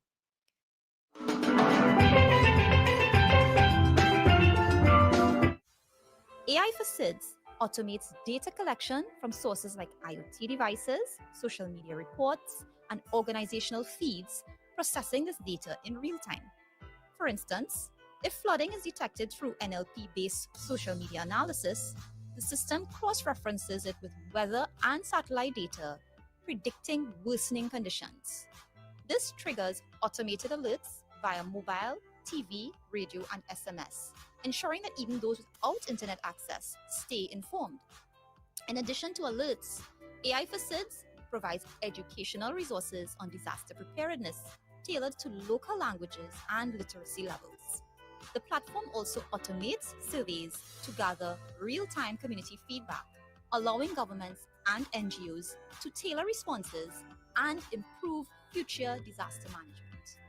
This comprehensive AI-driven process ensures effective disaster preparedness and response with minimal oversight.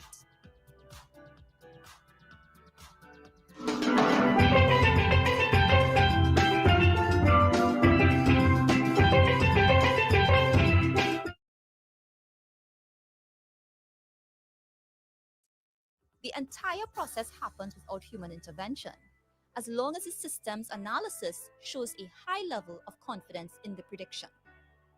AI for SIDS continuously evaluates whether additional data is needed, what events to predict, and what actions to take next. The system dynamically adjusts to new information, automating the entire process from data collection to analysis, decision-making, and response. Think of AI for SIDS as more than just a set of components. It's an integrated, self-sustaining agent that streamlines disaster management with real-time adaptability.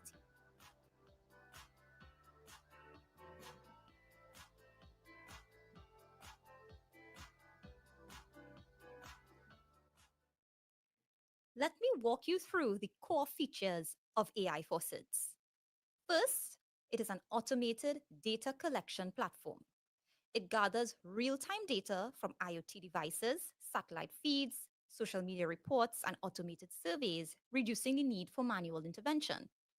It also incorporates predictive analytics. AI for SIDS processes this data using advanced AI algorithms to predict potential disaster impacts and inform resource mobilization before the situation escalates. We also have trigger-based actions. The platform automatically disseminates alerts and warnings to affected populations via mobile, TV, radio, and SMS, ensuring rapid action even in areas with low internet connectivity. By automating each stage of disaster management, AI for SIDS enhances the speed of effectiveness of responses.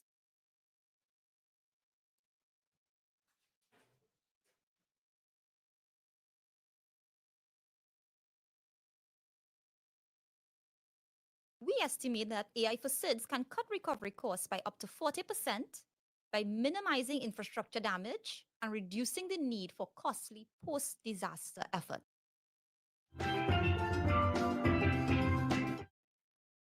Our next step is to pilot AI for SIDS in select Caribbean regions where we will test its real-time alert and education systems.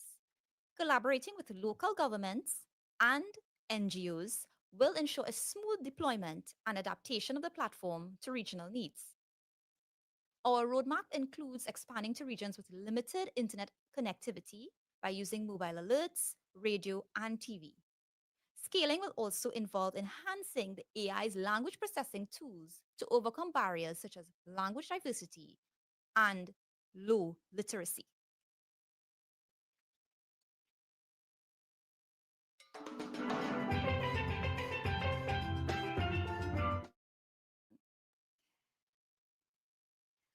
Our project is backed by a highly skilled team of AI researchers, data scientists, and disaster management experts. We have extensive experience in developing AI-driven solutions for real-time disaster response, and we have worked on climate resilience projects in SIDS, giving us a deep understanding of the unique challenges these regions face. This combination of expertise and collaborations makes us confident in our ability to deliver impactful results and help build climate resilient communities. AI for SIDS has the potential to not only transform disaster preparedness in small island developing states, but also to advance global sustainability efforts in line with the UN Sustainable Development Goals.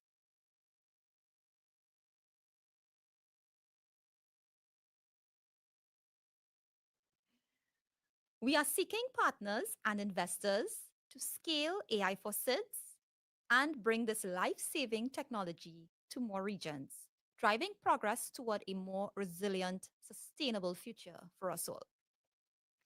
Together, we can help achieve the UN's goals and ensure that our vulnerable communities here in the Caribbean are equipped to face the challenges of climate change.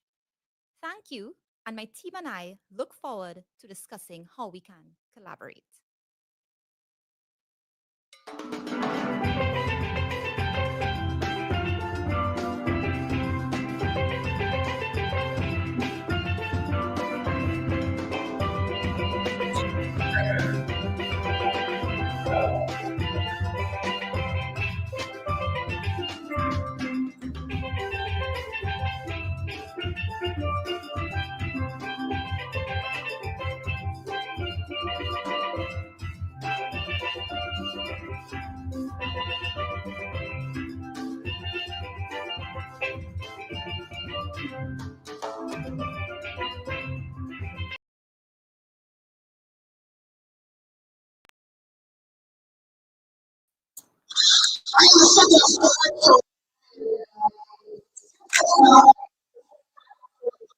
From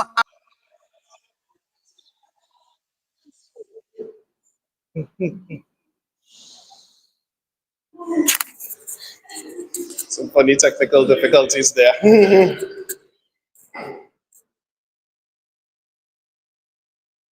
All right, so that was our last speaker. And just to bring that back, so that got first place in the 2024 AI Innovation Grand Challenge.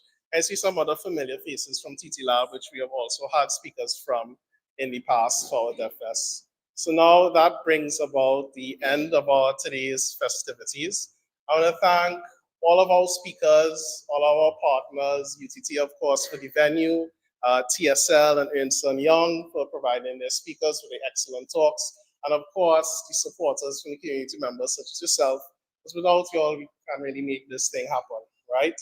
So thanks again, and of course to all our organizers and the people moving in the background. You know, we have Maria, LaShawn, Chantel, Adiola, Rihanna, Chris, and so much more people who are moving behind the scenes. And we really try to make, if any event at all we pull off for the year, definitely it will be a DevFest. We have a nice new banner and everything now too, right? So you can always follow us online, right? You can find us at gdgcommunity.dev and look for our chapter. Now, Rodrigo did say that this is DevFest Caribbean, so there are other GDGs in the Caribbean, and from time to time we actually collaborate with them. Okay, so thanks everyone, and we'll see you all in the next event.